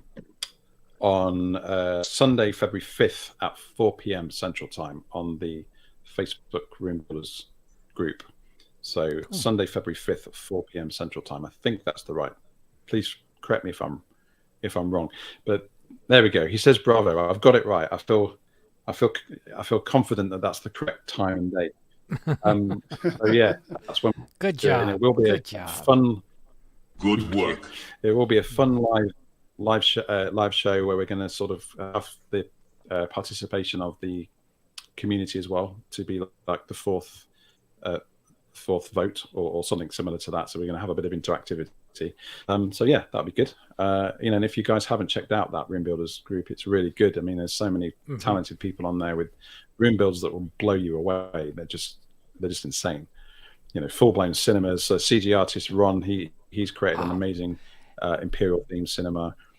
And he documented it in his videos, so you can watch him go through the process of how he did the panels and where he made mistakes, and he went back. And I dig that. Absolute great job on that. Yeah, those people are amazing. And he has a great sense of humor as well. Group. Yeah. Yes, he does. Yeah, he does. He really stepped it up in his tools. It looked like in the beginning he was using a butter knife and a hacksaw or something, and then he moved into a CNC and jigsaw and everything else that he's got going on. And it's like, it's awesome job, man. Awesome job. Yeah, amazing. No, that's very cool. Cool Appreciate stuff. for sharing. So yeah, it's getting on 3:30 in the morning. I think. Yeah. So, Thank you so much for spending this much time with you. It's totally up to you if you wanna go to bed or hang out still. I know you got to be up in the morning. So I also really need to go to the toilet as well. So it's probably a good. To say thank you very much, guys, for having me on. It's been really good. It's been an honor. It's really good. Yeah, thank you so much for being on. Absolute honor. Thank you. Thank you. Great to meet you in person or virtually. Finally. Yeah, thank you so much for the interest in my stuff. It's kind of blown me away, actually. You know, it's been really good. Thanks a lot. I'll be getting on your Patreon. Oh yeah, Yes. I signed up too. So Well deserved. you're gonna get a couple new Patreon followers here pretty soon. Awesome. Oh, that's great. Thanks, James. Thanks, Thank you, James. James. Appreciate your time. James. Thanks, James. All right. No worries. Have a good night, Hey, man. guys. All right. Cheers. See you, James. And then there was 7 of us. Oh, no, there we Almost. are. Yeah, 6. you can count 6. Man, that was awesome. Yeah. Yeah. James is like such a brilliant guy. That shit's Absolutely. Yeah. That, Yeah. So yeah, we switched it up. We switched the show up so we can give James time to hang out with us Sleep. and then go to bed because I know he had something early in the morning. So appreciate James for sticking around this late. Absolutely. So now normally what we do is we go around the room and talk about what we picked up. But man, I'm so buzzed. That's what Evan picked up. That fucking diorama word got me. Well, it's like I'm watching the chat and I'm constantly seeing, especially like Rogue, Nicholas going diorama this, diorama that, and everybody else. And okay, there you go. But it was like, okay, I got to hold down because Evan was already 2 drinks into before we started the freaking show. So then the third one I drank it with a straw, so it just went down quick. Oh jeez, God. I was like, oh, I'm gonna have a Long Island iced tea. I'm gonna have another one, and then I was like, you know what? Let me add a straw in there and mix it up. Yeah. Well, next you're going into the Hawaiian Islands. Yeah, I was getting bad. Well, right now I'm doing gin and tonic. Yeah. Tear it up. So yeah, let's go around the room and see what everybody has. Kick it off, Evan. So, well, last week, you guys know I bought that Boba Fett premium format. Mm-hmm. But this little pistol was broken, the scope on mine. Your little pistol was broken. And then Sideshow actually sent me a new one. So this is a new arm from Sideshow. I just got it today. Oh wow! Did they make you destroy the other one? Nope. I want it. I knew that was coming. Not so on a lot of them, there's a little like foam thing in here that sometimes get twisted, and during shipment, it just bends the whole thing. So mine was just too out of place, and they sent me a new one, so that was cool. That's very cool. Yeah, that's cool. Yep. And then that's pretty much it. I got another helmet that came in, my Royal Guard helmet that was on back order. So that completes my set of 2. Nice. So Evan got an arm. And I got an arm, and I got another helmet that it's still in the box. I haven't even arm and a head. Arm and a head. but that's cool. Sideshow did that because sometimes they don't have replacements. Right. Yeah. Or like Jeff said, they'll make you destroy it first before, and then they'll be like, "Sorry, we don't have any more of those." Yeah, I think that was destroyed it. Yeah. Right. I'm the drunk one, but I think Joel said that. Yeah, Joel did say it. Right. Make you destroy it. I'm guilty. Mm-hmm. So I know Jeff got something huge. Let's go over to Jeff. Yeah, he's actually set. He's actually set up. It's hard to bring him in front of the desk, but I did send you some pictures to Evan, but he's around. Yeah, let me.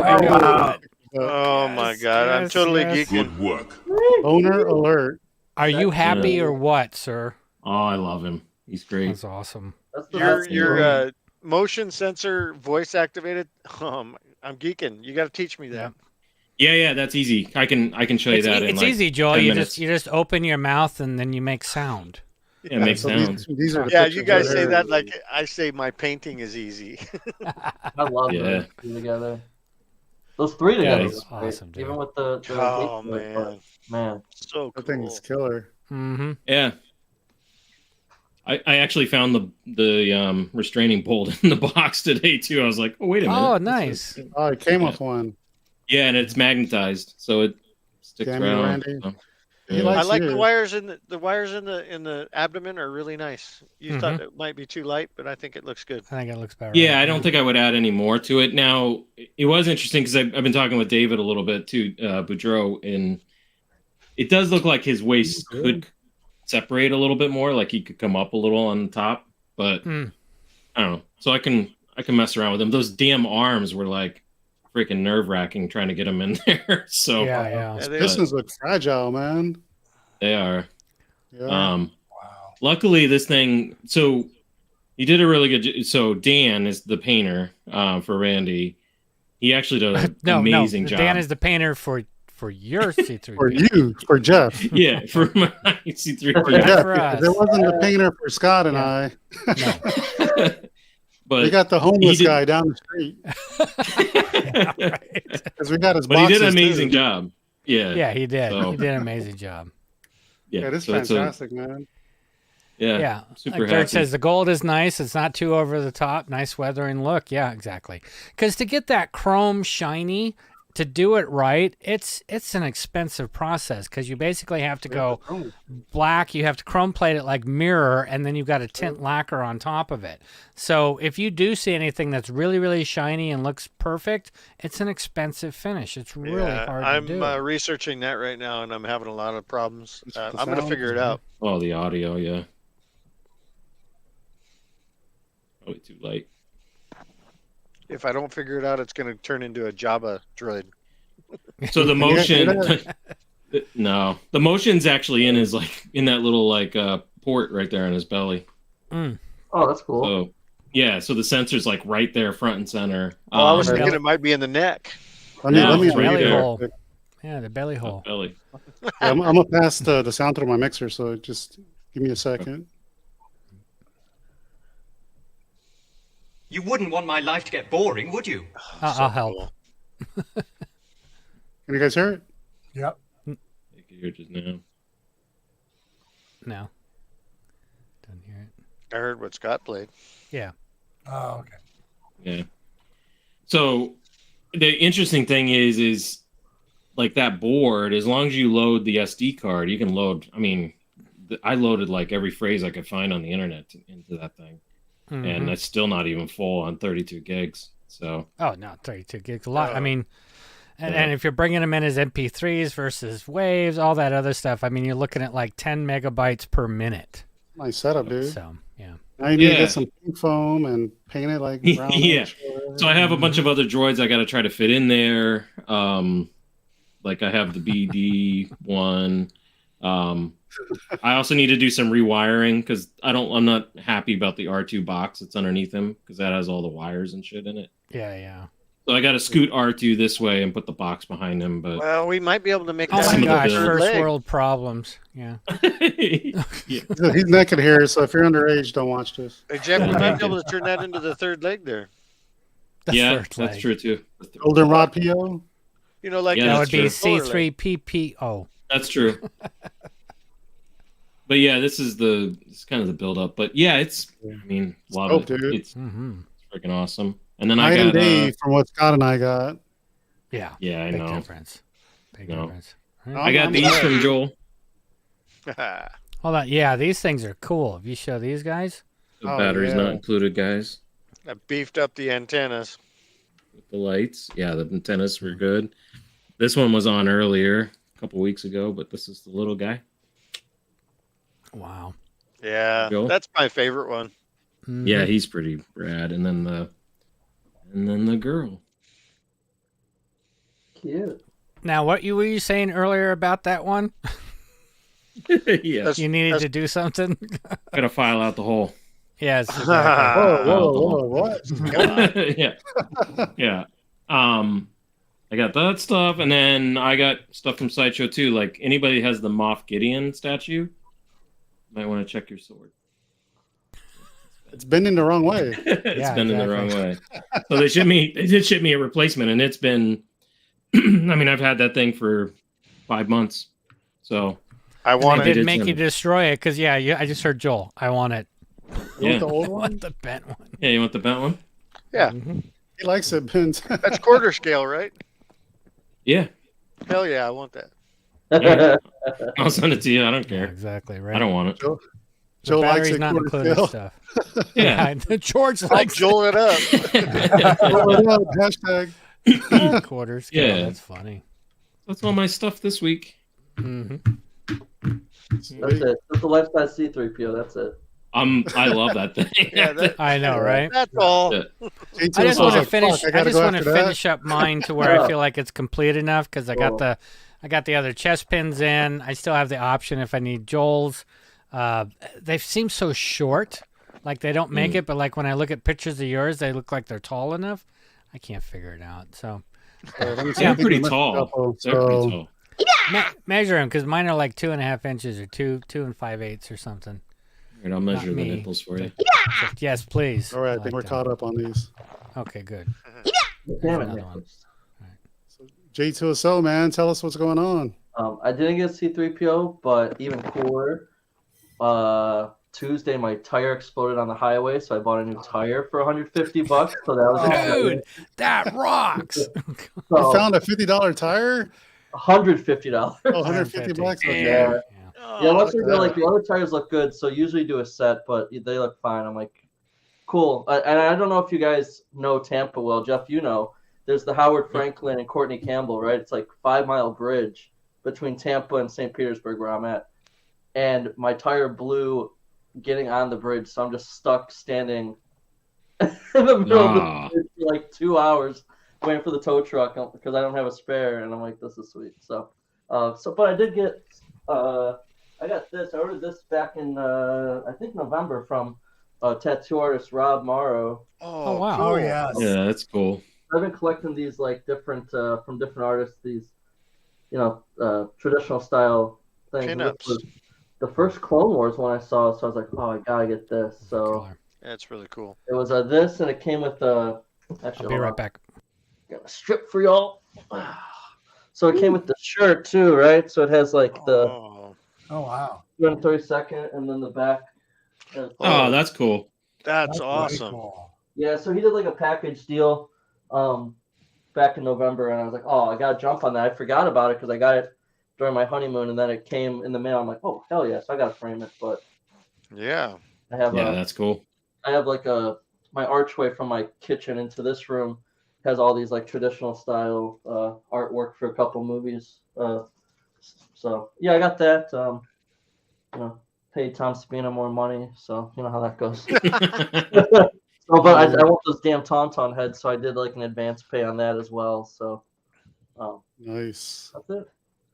Man, Tom Spina's just coming out with stuff, dude, left and right. Yeah. Oh my god, showing it. Well, we'll talk about that a little bit later. Yeah. Who's next? My AV guy fell asleep. Let me turn this off. Hold on, I can do it. Where you at? Oh, there you are. Boom. All right, so let's go with Brian and special guest host tonight. Brian, let's talk about everything around you. Yeah, seriously. There's something cool behind you. Yeah, we'll that talk thing about over that in a your second. right-hand shoulder. Yeah, so I got Axel Woves. He came. Dope. So I don't even have You that like one. them, Brian? what? You like that figure? Yeah, well, I kind of have a history with this figure because I got it originally, and I was like, oh, because every figure I buy, I'm like, I'm gonna make a diorama about it to go with it, and then I got it earlier along with and I was like, I sent it back, and then I realized I had all these points, the sideshow points or whatever, so I used those and got it. Because I was feeling bad because I want to collect all the Mandos from Mando. So I was like, okay. So it was a better deal. So I was like, okay. And then I'll figure something out to make a diorama around it. Yeah. So Brian, we're real quick. So if you guys aren't friends with Brian on Facebook, you get like Peloton updates every day. Yeah. And Brian has been killing it. Yeah. I want to like say in front of everybody, man, congrats on your Thank progress, dude. Yeah, I think I got your weight. Yeah, I'm down. I'm down over 40 fair. pounds, and I've done the Peloton. I think I'm getting close to 100 days straight. Dude, that's awesome, man. Congrats, dude. Awesome. So I'm going to a KU Baylor game in February, so that my streak will be over a bit. And then I picked up. So I've been going back into my old comics. I had like when I was a kid, I had the second run, and I think Brett over Collect with Cool. He's got a few for me, and then I picked these up. I got number 3, and then I got 8 and 9. Oh, I used to have those. And then Those are I was in my comic shop because I've been collecting all the Mando comics, and I've been getting like all the one of 25 and the one of 50, and just so I had a complete set of the first season. And they had the first appearance of Boba Fett, and it was a 9, and they wanted $400. I was like, yeah, that's not in my budget. But I found one. I found an 8 on eBay. Oh my God, that is expensive. Yeah, dude. That's the first appearance of Boba Fett. Yeah, this was $150. Wow. That's not bad, dude. Oh, you stole That's it. not bad. Yeah. For 8.80, that's good, dude. Yeah. You stole that. Yeah. So I was like, yes, I'm taking that. And so I've got that sitting under the helmet. Yeah. And then we've got Joel's latest pickup behind me. Yeah. I'll be talking about that next week. Yeah. So what's cool about it is we got the LEDs in the top and then the LEDs in the bottom. And then Amazing. everything's on magnet. Amazing. Yeah, this piece is insane. Yeah, if you guys don't follow Brian makes diorama on Instagram, social media. I am geeking. Oh, magnetic. Oh, that's smart. Yeah. Magnet's So that's courtesy of Joel. Thank you very much. And that's the sideshow piece, right? This The is the haunted sideshow car? piece. This came from Joel, and so we had this. I That wanted is a him to special see gift to it. you for making this for me. Yeah, so wanted to make sure that it would fit because he's got another one of these, and it just clips onto the back. Dude. Dioramas. And then it just clips in. Joel, how many of those Hans do you have? I have one now. I had 2. Yeah, I was confused there for a second. I'm thinking, Joel gave me this, and then Brian made this for Joel, but then he's going to send it back to Joel with no Han and carbonite because he gave it to Brian. And I'm thinking, this makes no sense. That's why I was like, wait a minute, I'm not following this math right now. No, I got lots of stuff. So Yeah. it's all laser cut pieces except for, and then the greeblies on top are 3D printed. Yeah. And then I created the backdrop, took screen captures, going in. Amazing. And took screen captures. and Freaking just awesome, dude. Made that in Adobe Illustrator and Photoshop. Where are you going to put that, Joel? I don't care. Above the bed. Yeah. Let me bring some pictures up on this one. Yeah. The camera right here is not doing I'm going to cut a hole in the wall. He makes this bigger. First, I cut a hole in the wall. That's actually not a bad idea. I might do it. Now Candy's one of them. He's a bad influence on her. Mm-hmm. I don't know about you guys, but I'm kind of weird. I like the starship. We built this city. Yeah. I've always liked that song when I was a kid. I thought it was appropriate. It's perfect. Yep. You know how many times I've watched this video. Dude, I know. That's cool, man. It's just watch. I mean, so the backdrop, Brian. Where did you get that, or did you make? I made that. Did you print that? Okay, cool. Yeah. So Dude. I made these. I made the stairs in Adobe Illustrator, and they have a rudimentary 3D portion to the application, and so I made that and was able to. And then I brought it in Photoshop, and then did all the blurring and stuff, and then there's all the smoke and everything. It's all Photoshop brushes, and then there's a really good. They're national. You can just go to their website, but it's called White House Custom Color. And I use them for everything. Like you can do your grad cards and, wedding stuff and all, but you can just get stuff output, and it's fairly inexpensive and it's really high end. It's on photo paper and stuff. And you get it in a couple of days. Well, CG Artist wants it. He says, I want this. You can find Brian on our page, so the Spice Runners Lounge on Facebook, or just contact him direct. Brian makes dioramas. Yep. This is not the first custom I've gotten from him, and he's making leaps and bounds. So get in now. This is probably the largest one I've made since the very first one I made, which I'm going to redo in foam. Well, the one that you made for Janine for the Han and Greedo, it is Oh, amazing. the cantina scene. Yeah, the cantina That scene. was fun, dude. Yeah. I think the next one I'm doing a project. I'm going to do something for Brett. Thank you, man. So Brian is the Joel of dioramas. Yeah. Yes, exactly. Thanks, Chris. Brian. Double hit. So yeah, I think that's it for me this week. He's like, that's it. Oh, I got this guy. That's a lot. This guy dude. showed up. What is that? Oh, Black Series? That's the Black Target Series. one. Or the, Oh yeah. He was Who in was my smashed card and everything, so I opened it up. Oh, that's right. It came. Amazon really treated that beautifully, didn't they? Actually, it was UPS or whatever and our FedEx. It was FedEx. So they're sending me another one. Thank you, Janine. Yeah. So it was fun, and I appreciate Joel's because he sent me. We did a trade, and he sent me his stuff before Christmas, and I've been working on this thing. And I've been looking so forward to it. It's turned absolutely amazing. It's cool. It's awesome, and I found out that because I had to go, I went back to the makerspace where I used the laser cutter, and I had 3D print, but my big PLA printer is coming here in March. Oh wow, nice. So what you getting? I pre-ordered the Prusa XL. So it's a big, huge. You'll be able to put a full helmet on the darn thing. Yep. What's the footprint? I don't know. Huge. Like I'd have to look it up, inches? but it's going to be massive. That's awesome, dude. Congrats. Oh, that's a pretty good one, Doug. These guys, man. These guys. My are wife just cracking fought me for a up. diorama. It's high command. Yeah. Yeah, it's high command. That's what. Yeah, so for those that don't know Brian and are new to the channel, we actually did a whole episode on Brian, so you can check it out. Yeah, go back and watch that. It was good. It was fun. Yeah, you can see all the stuff he's worked on. It's amazing. Yeah, like the leg from the Millennium Falcon that you have your Falcon display. Oh, on. yeah. That's so good. Hands down a nice piece. Yeah. Everybody asked about that. I love the landing gear for the Falcon. That has got to be one of my favorite Yeah, pieces. thank you. And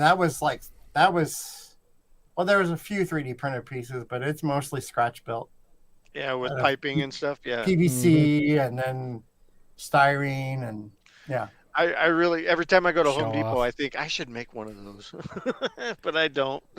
I have files if someone wants to make it, or I can make you one. We'll have to talk. Yeah. So there you go. Michael needs a piece printed from somebody. So contact Well, either Joel, reach out to contact me Brian. or Brian. Yeah. And see what they can do. Depends what the piece is. Yeah. Right. Exactly. Yeah. Yeah, it's just Not some of this that shit big, takes Joe. forever. I could do it. Thanks, Brian. Thank you. Yeah. That's awesome. Yeah, it's Scott, awesome stuff. what's new with Janine? Exactly, right? So this week I got groceries. Scott's like, fuck you, man. Hey, were you like Big Daddy? You throw the cans on the ground because the stock market's down? No, I mean, for me, honestly, it's like I'm still waiting on things that I've bought, like the AT-AT, and when that's ready to ship, which probably won't be for March or something like that. I'm still waiting on the Stormtrooper helmet from RS. So I've got money out there of stuff that I'm waiting to get, but lately it has been kind of like that. It's like it's groceries, bills, that kind of stuff. It's just the way it is. Unfortunately, that's reality right now until I can get back into that. But there hasn't been really hard. Yeah, there hasn't been anything that I've been like, oh my gosh, I got to have that. There are things I'd love to have, but they're hitting a price point I just can't reach at this time. So you just got to kind of wait it out and go for it. But I got plenty of stuff to work on. I'm still working on my Millennium Falcon, the Hasbro one. I've got a couple models I can still do. I did get an ATST Bandai kit recently. So there's a lot of stuff to do. I'm really excited about that. Oh, I got this, which you can't even see, but it's a magnifying lamp that's connected to my table now. Yeah, I'm excited about it. It's freaking awesome. So I can move it out of my way. I tried using one of those, and my brush comes across, and it's like way far away from wherever the model's at. I got to get used to that. Right. But little things like that, I'm excited. I mean, it's all good, and you know, I've been working on some little tracks and stuff like that for Brian. I enjoyed doing that. So yeah, I'm fine.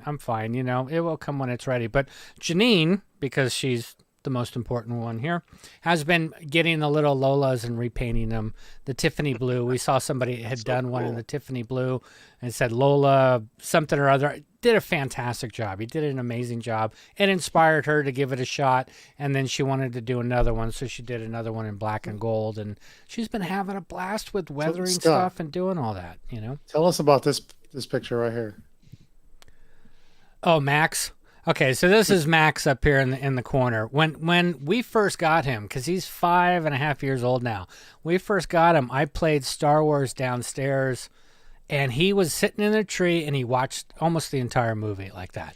So we put Star Wars on in the kitchen. This is part of the kitchen, but this is also part of Janine's area, and she was playing Star Wars, and he was glued to it again.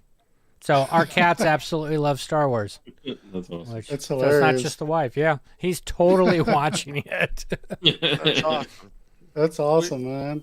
I might like my cat if it did that. Right. Like there's a lot of pets that love TV. Mm-hmm. Yeah. We went to. But he doesn't watch other things. It's only Star Wars. I don't know if it's the tones, if it's the lasers or lightsabers. They're there. Yeah, right there. So you can see her Tiffany one there. That's amazing. And there's a black one out. Yeah, there's a black and gold one now. Yeah. That's cool. Did Janine do that with a brush? Yeah. Rub and buff. Rub and buff is her favorite. My God. Hey, and then taping happens in the berry room, stays in the off. berry room. Hey, easy. Or should I say, I wish. But anyways, yeah. You sleeping in the keyboard room tonight? Yeah, you sleeping somewhere else tonight. Wink, wink, wink, wink. Wink, wink, wink. Yeah, because I was next to be scheduled to be weathered, and it didn't happen, so it's all good. This is like a magazine shot, you know, it's perfection. Yeah, right. My dog sleeps on a Boba Fett pillow. That's funny. Scott, this is a PG show. Don't talk about Janine's area. Hey, nobody said nothing about that. Nope. No, we were talking about something earlier, but that had nothing to do with that. Yeah. That's awesome. Oh, she's doing great work. Yeah, Joel's Vader's up there. I see I saw the Grogu doll too. Yeah. Man, I'm almost done with my fourth. You know what Janine picked up the other day? It was a Hobby Lobby pickup, and I don't know if she can bring it up or whatever, but simple picture of Vader, but it has a light in it. So the picture lights up. Yeah, it was stupid, but it's cool. It is definitely cool. That's like everybody's picking up the Hobby Lobby ones that Gene picked up the other day too. They're like almost like a silhouette. Yeah, there's the Metal Falcon, right, which is really cool. I had that in my hands. Yeah, and then the X-Wing one. The X-Wing one is freaking awesome. It's like 32 inches. Yeah, and the Slave one. Slave one looks good. Boba walking out. That's cool. I mean, there's some amazing artists out there that are doing stuff like Sean Miller and Marcel and all that. Dude, that's amazing stuff. Did you guys see that Grogu that Sean did? Yeah. Oh my God. Hands all down. Right, so, cool. Thank you, babe. So this is it, right? Wow. So you can see it. Dude. It's kind of cool. But then there's a switch on the side so you can turn them on. Oh, wow. That's pretty cool. I need to go to Hobby Lobby. Yeah. Dude, I haven't been to Hobby Lobby in like 7 years. I should I got one right Hobby here. Lobby. I'm going to go get that tomorrow, dude. That would look great behind Vader. That's sick. It's simple, you know? And then, yeah. Okay, on, off. On. Before, after. Yeah, exactly. So, anyways, good find. My wife's always finding cool stuff. That's awesome, man. Yeah, that's cool. I'm going to go to Hobby Lobby tomorrow. Okay, right? Yeah, me too, man. Yeah, see, even CG artists. I'm headed there tomorrow. Yeah, there's some great finds. I'm telling you that X-Wing one, though, that's more horizontal because we had found the Vader one that was kind of abstract looking. It wasn't perfect. And then she found one of the Millennium Falcon. Unfortunately, it's got the wrong radar on it, but they're similar. Those look amazing. And then that, like I said, that X-Wing one, and then even the Slave one and the Falcon, and then the Tin, they just all look great. I mean, they really do. Babe, I to go don't know there if you tomorrow. can find. Yeah. You have to go there tomorrow because they're closed on Sundays. Right. Exactly. Which is nice, Really? right? When some They don't things are open on actually Sundays? No. Yeah. Mm-mm. Nope, Damn. they're all religious. Oh boy, Very it's like religious. Chick-fil-A. Yep. Yeah, but that's not a bad thing, right? That's old No, school. it's That's not. what we grew up with. Yeah. And No, it's not at people, all. we've been in that time where people just that's all they do is work, and we need that time. That's a Cali thing, dude. All right. Yeah. So this way. So this is the X-wing one. Let me That blow is you up. really here. cool. Oh, dude, cool, that's too. nice, man. Isn't that cool? I gotta That's do all that on from my Hobby garage Lobby? door. Big. Yeah, right, and God it's good dang it. size. I'm missing out on Hobby Lobby. Behind me. You can sit there. I'll get my head out of there. Need some art Hob- for the Hobby outside of Lobby's this like room. Hobby Lobby's like going to Just made that Walmart. picture look good. Is it? Right? Well, you never Because go. my mug's you never, in it. Well, you go into Walmart for like one thing, and you come out with like 7. Oh, dude, I'm going tomorrow. I haven't been to Hobby Lobby since I live in Texas. I left Texas in 2013. Oh Yeah, it's you'll almost come 10 years out since with I've like been a to Hobby bunch. Lobby. Wow. I go Yeah. there to get my leather. I actually had a bunch of those paintings in my hand, and I'm like, I put them back because I have no wall space. Yeah, I mean and I get it. And like I said, we got some very, very talented artists here that do some amazing stuff. But I mean, these things, unfortunately, and I hate to say it, but they're cheap. They're you know? affordable. And you can just do it. And it's like we like a lot of them. We can change it around. We can get rid of one. We can do whatever we want, not have to worry about it. So that's part of it. But I would love to own a Marcel piece or a Sean Miller piece or any of that type of stuff. It's just it's putting that kind of money into it right now, which is well worth it. Don't get me wrong. Yeah.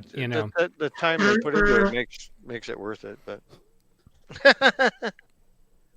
we have a goose in here. That wasn't me. Where's your golden egg? Come on. I want to see. All right, Tough, man. Allergies are crazy down here when it's 65 degrees during the day. You guys want to know what that's like, though. Well, it's 48 degrees right here where I live. 50. It's 50 right now. Single digits. Shut up, Scott. Brian is like, it's like -10 outside. It's single digits. And might I add, it's US. I do have pond peace. hockey. Or tomorrow is Hockey Day, Minnesota. Not to get off subject, but there's people down on the lake.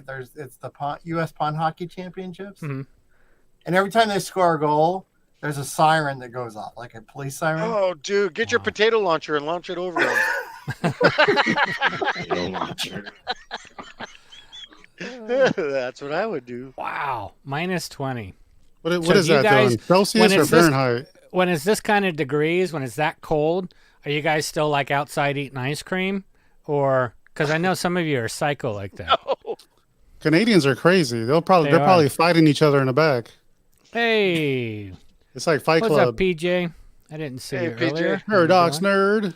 Go check out his Facebook group and check out his page. He's selling a bunch of hot toys. Good show. Oh, you are? Oh, I can't. Yeah. Oh, he's I know. purging, man. Dude, I was looking at some of them, too. Luckily, he pulled the figures I wanted, so I'm like, all right, good. Dude, he's got that Tarkin. He's got the Tarkin Invader, and I'm like, $700, dude. It's a good deal. It's a great deal, but it's again something Yeah, that's man. outside of what I can even attempt to do right now. You know, Yeah. I could I do gotta it, and then we stay away. have Why'd no you place tell to me live. Joel, say, why'd you Yeah, tell Joel. me that? So you might as well call PJ. He's got a bunch of stuff. I've been purging too. Well, it's like I noticed somebody was selling NYC TIE Fighter. I think it's I saw that. Is that Junior? Yes. Yeah. Yeah, that was under his wife's account. Yep. Yep. $1,300 Yeah, it's not bad. I know No, somebody not was. bad at all. Who's looking for that? Was it Jason Duback that wanted a tie? Who wanted a TIE Fighter? NYC. He TIE. wants the Vader. Vader. Got it. Yeah, everybody wants the Vader, yeah. Yeah. Hey, PJ says my friends get a better deal. There you Oh, go. Right, PJ, yeah, be yeah. quiet. Uh-oh. Little sprinkle. You better hurry up and become friends with PJ. Yeah, that's right. I know. Good work. I need a New Hope Hans. What I'm looking for. I think he sold his already. Yeah, I think that's the one I need. We I got. think he has some of the old. I think he has the sequel, prequel Han, whatever the fuck it's called. We got the Hoth Leia from him, which was an amazing deal, PJ, and thank you so much. It's one of all his the stuff is prides good in my price. wife's collection. Yeah. Yeah, I was looking at his prices, like, damn, dude, he's giving this shit away. Yeah. There you go, Joel. I know. I'm just like Joe's eager like, to go. I no. want to get on there right now, and I'm like, nah, I can't. Joe, you're up next, man. Tell us what's going on in your room. All right. It's too bad you don't have anything, Joel, that you're missing. This is the garage. So Garage. yeah, so all that is my garage door. I started off up in that corner, and high command busted in the room, woke me up at like 8 in the morning because I don't sleep. And she, what'd you do in the garage? And I was like, am I in trouble? She's like, no, it looks pretty good. So I painted the whole door. Nice. But That's I'm good. setting up for a toy show, so I kind of wanted to see how I wanted it to look at the toy show. So I figured I'll just do it from here. A lot of work, man. It doesn't look great. I'll be honest. Good night inside the booth. Good night. Yeah, Thank you for hanging out with We're gonna us. sell out at the toy show. Yeah. So let's see. Where do I start? Okay, I'm gonna start with this. This T-shirts. badass. I thought you were getting in costume. Yeah. Oh, Nice. yes. His new Yeah. logo. Awesome. Yes, My that's new what I logo. Want. So it's Star Wars, and then I like apocalypse, so I kind of wanted to do an apocalyptic Star Wars look. So that's my dope, logo. dude. I think it's awesome. Yeah. So how can people get those, man? I don't know yet. Don't know yet. Right now, okay. I'm making a few to give to my buddies, but if people want them, I will get some more made. Mm-hmm. And they Question, can just Joe. reach out to me. Just DM me through Instagram or Facebook or whatever. If he wants to know But what it's just toy a show. local toy show. I think it's probably for an like adult toy Pokemon store, cards toy and shit show. like that. No, I think there's going to be a bunch of little kids, and they're probably going to just like come up and take pictures with Oh stuff. God. Yeah, so that's why I've got this stuff, and it'll be behind the table, but it'll be pretty cool. I got some That's cheap cool. stuff that I'm going to pretty well try to give away, but Star Trek stuff, you know. Mm-hmm. Yeah. Yeah, What? I'd give that away too. So, and then I've been working on this. I've been redoing my Kaibuck, Oh yeah. Oh, From the- sweet, dude. Tchaikovsky. Can you bring that closer to the camera? Yeah. I love the Yoda chilling on him. That's cool. Yeah, right? Let's see if I can Oh, do this. damn. Well, I'll switch the- cameras. Oh no, you're good. The harness. What's on the harness? Like, Yeah, the writing. Yeah, so Arbor inch I don't know. I just kind of copied what they had. Let me Oh, switch okay. cameras. Oh, that's cool though. You got the detail down. It says I love ice cream. Yeah, I love rub and buff. Cold weather. I love rub and buff. Yeah. Yeah, rub and buff. Dude, look at It his looks like pose. he's contemplating life. I love his pose. He's like, awesome. biatch. Yeah, I totally. I'm trying to. Oh, here. I gotta minimize my camera here. I'm getting all retarded here. Sorry. Oh man, that's fucking dope, dude. It is. That's Yeah, awesome. so I did a little more paint to it. Wow. That's so cool, man. I think it says Yaddle actually on there. Yaddle. Yaddle. I love Yaddle. I heart Yaddle. And then all of the internals are. It's all like. What do they call that? Armature. Oh, okay, So, nice. It's I all could bendable, totally- huh? Yeah, it's all movable. The legs all move. And I'm not done with it because I'm going to put some fur. Badass, I am. Yeah. And then let's see. Let's take you to what I didn't get a lot. I did Eben's Tauntaun. Jedi But 5. What's up, man? I shipped that out today. Mm-hmm. But I did Brad. this. That is way cool. Those pictures are awesome, dude. Yeah. What you did today? So that Mon Calamari is the one that I was going to give away, but I just decided to do a repaint while I was watching PJ and Tom Spina and Sean and those guys. Mhm. Hilda. That was a great show. Sifcast. Yeah, it was a great Yeah, show. yeah. Follow them. So yeah, just Jason said it best. Two dudes duding it out in the forest. Two dudes, dude. That's dope, dude. Because like after you're on a patrol, you're in the you're out in the middle of nowhere. You just want to have a place to hang out and Yeah. And chill, I finally dude. finished this bad boy. Dude, I love that weathering. That is phenomenal. Yeah, right? Yeah. Izzy, I agree, man. Yoda looks like a badass, dude. Mm-hmm. What's up, everybody? Yeah, what's up, Jedi 5? And this is actually magnetic, so I could actually remove the speeder, remove the wire. The Oh, nice. AT-AT Wow. is, or the AT-AT, however you guys want to do it. I don't want to start a fight. AT-AT. That's what I say too, but yeah, and then I cut one of the lids off and put a dude in the turret. Nice. Yeah. Dude, So I love that trench. Yeah. I was like, oh shit, he got power cables. He got everything going in there. I do. And then I'm actually going to sell that piece because I'm doing a bigger piece. Let's see. Oh, and I made a new logo. Well, yeah, dude, I just redid that it. looks awesome. Oh yeah, it's all steampunkish. Awesome. Love it. Yeah, it's kind of cool. Mythopunk. He's like, yeah, it's kind of cool. I like it. Hold on. Hey, Brad's over here saying that Mon. What was he say? That Mon Calamari. Chilling is awesome. Platoon vibes. Hell yeah. I am doing a new one of these. Wow. Oh, dude. Oh, man. Oh, another one? Yeah, the fighter. Wow. The Yoda. Yoda's escape pod? It's a commission. He's really excited to get it. That's dope, sweet. dude. I just did the harness and everything inside. Wow. Yeah. And I laced it with some leather and What's up, Logan? springs and stuff for the ejection Logan. handles. So that's where I'm at. I did Evan's Tauntaun. It shipped out today, so oh yeah. all you get to really see. Let's see. Let's switch cameras. Hopefully I have it next week. You should get it by Monday because is that Snuffleupagus next one? Oh no, that was the Yoda's. So someone asked me how much does this thing weigh? When I shipped his today, it was 14 pounds. 14 pounds. Not bad, man, for how big that is. The box and the whole thing. But yeah, it's almost as big as Joel. Everybody's asking about the size. I would say that's 1/1 scale. Yeah. Yeah, for sure. That's It's huge, not. dude. It's really, really close. So Yeah. how are you Like a making banta. that? Do that again? I don't know if I can. Yeah, let's capture that. I'm gonna have to On last screen night's cap show. that now. Funny. So yeah, it's Evans will be the first one that I've been able to figure out how to ship in one solid piece without having to attach the neck, but it's only number 3. I got one more to make for Jens, and then I can make more. There's a lot of sculpting that goes into those, so it's a lot of downtime for you too, man. Yeah. Are you printing like the features and then like building it all up in foam? So I print the horns. I don't have to do a lot to those, but when the face, I blow up the face so much, it's like I lose a lot of detail. Yeah. So I have to sculpt everything. Okay. I sculpt around the nose. I sculpt the eyes. I actually cut the eyes out and add glass eyes. Okay. I add leather ears.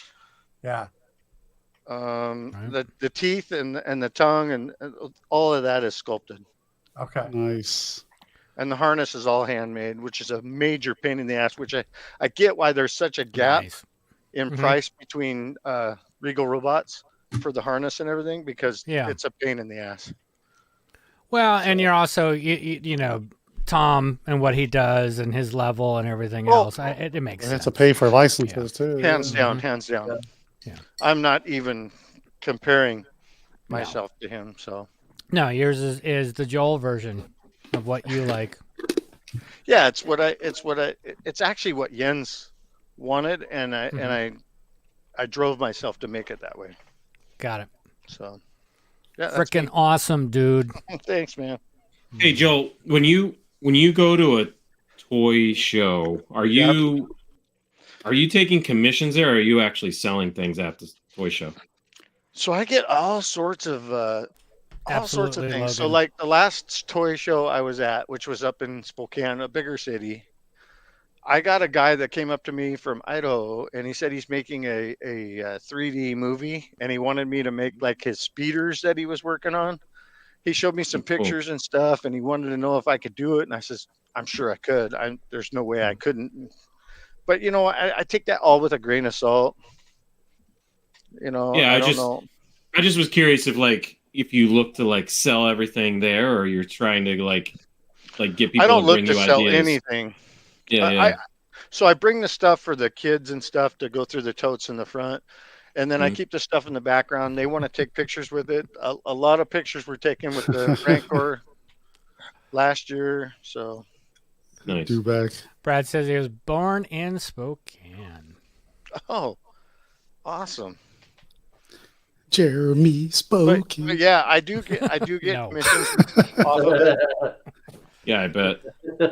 I get a lot of different kind of things from people. So, Well, I just know from like even with us, like and the people that are in the community, like they come, hey Joel, like I'm thinking about doing this, and then Right. you like basically mock it up, and so I was just Yeah, curious and if then- that's what you then- get out of the toy store. Or Yeah, and toy then stores. Joel says, "Hey, I just got this Boba Fett arm and this quarter scale dark saber. Never so what do lay you want me Whitey. to do." Yeah. I will put that to good use. Yeah. So Cool, yeah, man. that's me. That's where I'm at. Yeah, get to work Hello. next week. I mean, do some shit, will you?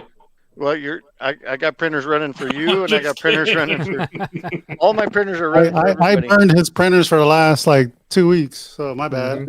Yeah, that's a lot, Evan. I actually burned up a printer. Oh, Oh, wow. Oh, wow. shit! I can send you one. I'm trying to, Yen sent me a printer, and I've been Did he? working on some stuff for David Boudreau. Oh, nice. Oh yeah. Yeah, so and it's just about done, and then I'm gonna do some stuff for me, and then whatever Jens wants. Nice. Yeah, Nice. That's awesome. yeah. Yeah, Jens has been killing it. He's going to be on the show with us in a couple of weeks. Which I'm totally excited for. Yeah, that's Oh, I'm gonna be excited cool. too. He's going to do a giveaway too. That's going to be awesome. Oh, And he's actually hooked me up with a German magazine where I'll be featured in a German Yeah. Star Wars magazine. So Nice. awesome. yeah, Everybody has a couple weeks to learn German. Yes, were you exactly. speaking German? there's some great content in there that I have not released yet into the Like US. 1, 2, 4, 5, 6, 7, 8, 9, 10. Yeah, I'm a Einstein, kleiner Knock. yeah. Ich I liebe lived there dich. briefly. I'm going to go visit my sister in Germany. Oh, Oh, There nice. you go. Yeah, after celebration. Always. nice. Yeah, I lived in Germany for a few years. That was Yeah. some good times. I was in Switzerland. I started first grade in Switzerland. Was magst du German? Yeah. Oh, Yeah, I knew wow. enough German at that time to get around. Now I can't remember crap. Yeah, so if you speak German, there's some good stuff, good content in that article. Yeah, I like Michael's. Little Ramstead there, buddy. Du hast. Du hast, yeah. That's where I'm saying. Yeah. Oh yeah, Jedi Life's got it. Mhm. Good. That's great to hear, Logan. Yeah, we're all pulling for your daughter. We've got Flex on our minds. We've got you, your daughter on our minds. So, yeah. Dude, just let us know if there's anything we can do at all. Thanks. Oh yeah. So yeah, man, a lot of good stuff this week. So you guys want to talk Bad Batch? Let's do No. it. I did not watch it. I heard the disappointments, and I was like, man, I don't have 20 minutes I can just waste. So, Bad Batch filler episode. Next topic. Filler. Exactly. Move on. The thing Yeah. I don't understand with the fillers, and I can't really talk about this last episode because I didn't see it, but Fucking I don't garbage. understand why they spend that kind of time to produce crap or filler. No, you know what I to, mean? To me, it feels like they keep kissing George Lucas's ass. I It's don't. like we don't need an Indiana Jones and Star Wars universe. See, that's what I was Yeah. gonna say. I was gonna say maybe they're trying to lead into the Indiana Jones movie that's coming out. I don't know. This was that, That's the way to and they do getting it. that creature that's like the creature from the video game. I was from like, the- Mecha Godzilla. What's the woman? it's Godzilla beast. The redheaded woman in the future, in the dystopian future on PlayStation. Gotcha. What was That it is. called? Yeah. I've I know played exactly both what of you're them. talking Yes, about. it's I'm still trying to on. remember the name of that creature. I don't know. I don't. Yeah, but it was like filler, and that's Like I especially said, with I just- Wanda, whatever her freaking name is. Wanda Sykes. Yeah, Yeah, the whole the episode thing- was about her, and I was like, oh, this shit sucks. I Yeah. don't understand why they I- produce the filler. Yeah, I love Bad Batch. I didn't watch this week. It's been busy, I'm but still waiting for the arc for Cody, man. I was Yeah. like, where the fuck is that at? right? Yeah, you guys all talked about how bad it was. I'm like, I'm not even gonna try and watch it for the show. It is. Just skip Bad. it. Go to the next Yeah. week's. Next, Yeah. let me know when Cody shows up. Yeah, I mean, I don't disagree with this. You know, as long as they're producing something that's awesome. But there is a point to where hopefully they're going to get it. It's going to click or something like that too. It has to. And that goes with anything, you know. Yeah. Nice. Got skeleton. Yes, I saw that. I saw that with cool. Gordon sitting there and those guys. That little clip you did in your garage. It's freaking awesome, man. Yeah, I'm curious. I've been following Gordon lately because of those bad C-3PO busts we got, and I've been following his channel and digging his content. Oh, Gordon is he's epic, dude. He's probably like the dude for C-3PO right now. Mm-hmm. Yeah. Oh, absolutely, 100%. Just like Gio is the dude for Yoda, you know. Right. There's a dude out there for every character. Logan, he's like, I was waiting for Mega Godzilla to pop out. Well, didn't you sent him like a meme that had the Mega Godzilla in it? Yeah. I didn't want to spoil it for you guys, so I was like, I just threw that out there in the group chat. That was so good it probably enough for went me. off in your pockets. Yeah. Yeah. Front or back, yeah. No, that was good enough for me. I'm like, I don't need to see that. Nah, yeah, I was disappointed. So disappointed, man. So let's talk about some stuff that's coming out. Right, Gina's the man for that. Yoda and Vader, agreed. Cool dude too. We all got to sit down and have dinner with him. Oh, Gina's awesome. Cool. He's dope. It's only 200. No. Yeah, I was gonna say $200 sold. That's the down payment. It's actually $999.99. Not bad. It's just nines. Yeah. Doesn't that mean no in some language? Nine. Yeah, nine, in German and Deutsch. I the way I just circled that around, I'm pretty awesome. Yeah, you are. Yeah, and nine. Klein is yes. Mm-hmm. I think Spec Fiction has this up for sale now too. Oh, really? Did he do a discount? Yeah. Well, through PJ, you do what is it? Paradox? PJ. What is PJ's code? PJ's code is that on PJ? What's your code? Is it on no, for Spec Fiction. Oh, he has a code for Spec Fiction? Yeah, I think it's Spec Fiction. Yeah. Yeah. I don't think it's off the rack for this one. Spec Fiction has it. Mm-hmm. I like the color of the throne. Yeah, I do too. Santino, not for me. My Vader never sat down unless he was in his chamber. Mm-hmm. Yeah. This one's a no. This one's a no for me only because of the size. Like I have that other Mythos Vader. I'm like, it's pretty massive. It's pretty big. It's not gonna fit in a Besta. It's dope, but I'm not buying this. Yeah. Like I already have too many Vaders in my collection. Mm-hmm. Yep. For me, Vader doesn't belong on a throne. It's entirely against his archetype. The beginning of his journey, he is poised as always is powerful. Then you come to find out he is a beaten slave. Yeah, that's true. Right? He is a beaten slave. Yeah, but when we first see him in Star Wars, which is A New Hope, I mean, he's powerful. Yeah. Then you start to realize that, Tarkin's in control, and he's higher up than he is, than the Emperor. Right. And all the other stuff. So yeah, you could do a lot more. Like they said, you could do a lot more with the not 1-to-1. You know what I mean? What, quarter scale? It's quarter scale. Yeah. Jason, I like this one. I like it because like if you put a light behind it, put a red light behind that thing. I mean, I don't know. It is pretty cool because it's different. It is cool, yeah. But I don't know. Yeah, 29 inches deep, 30 inches wide. Is that correct? I wonder if Spec Fiction has better pictures. Yeah. No Besta. What did Nicholas say? It's like after shipping, it'll be like $13.50 or something. I mean, that's from Marco. Playing a good chunk still for it. Yeah, look at this one.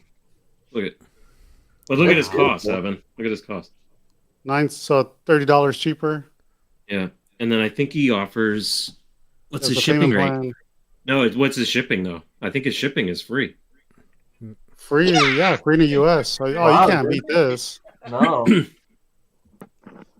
So. Yeah, you can't beat Todd's prices sometimes. Sometimes he has some good shit. That's it is cool. Look at that size, man. That's big. I'm trying to get the pictures to blow up. Oh, there it is.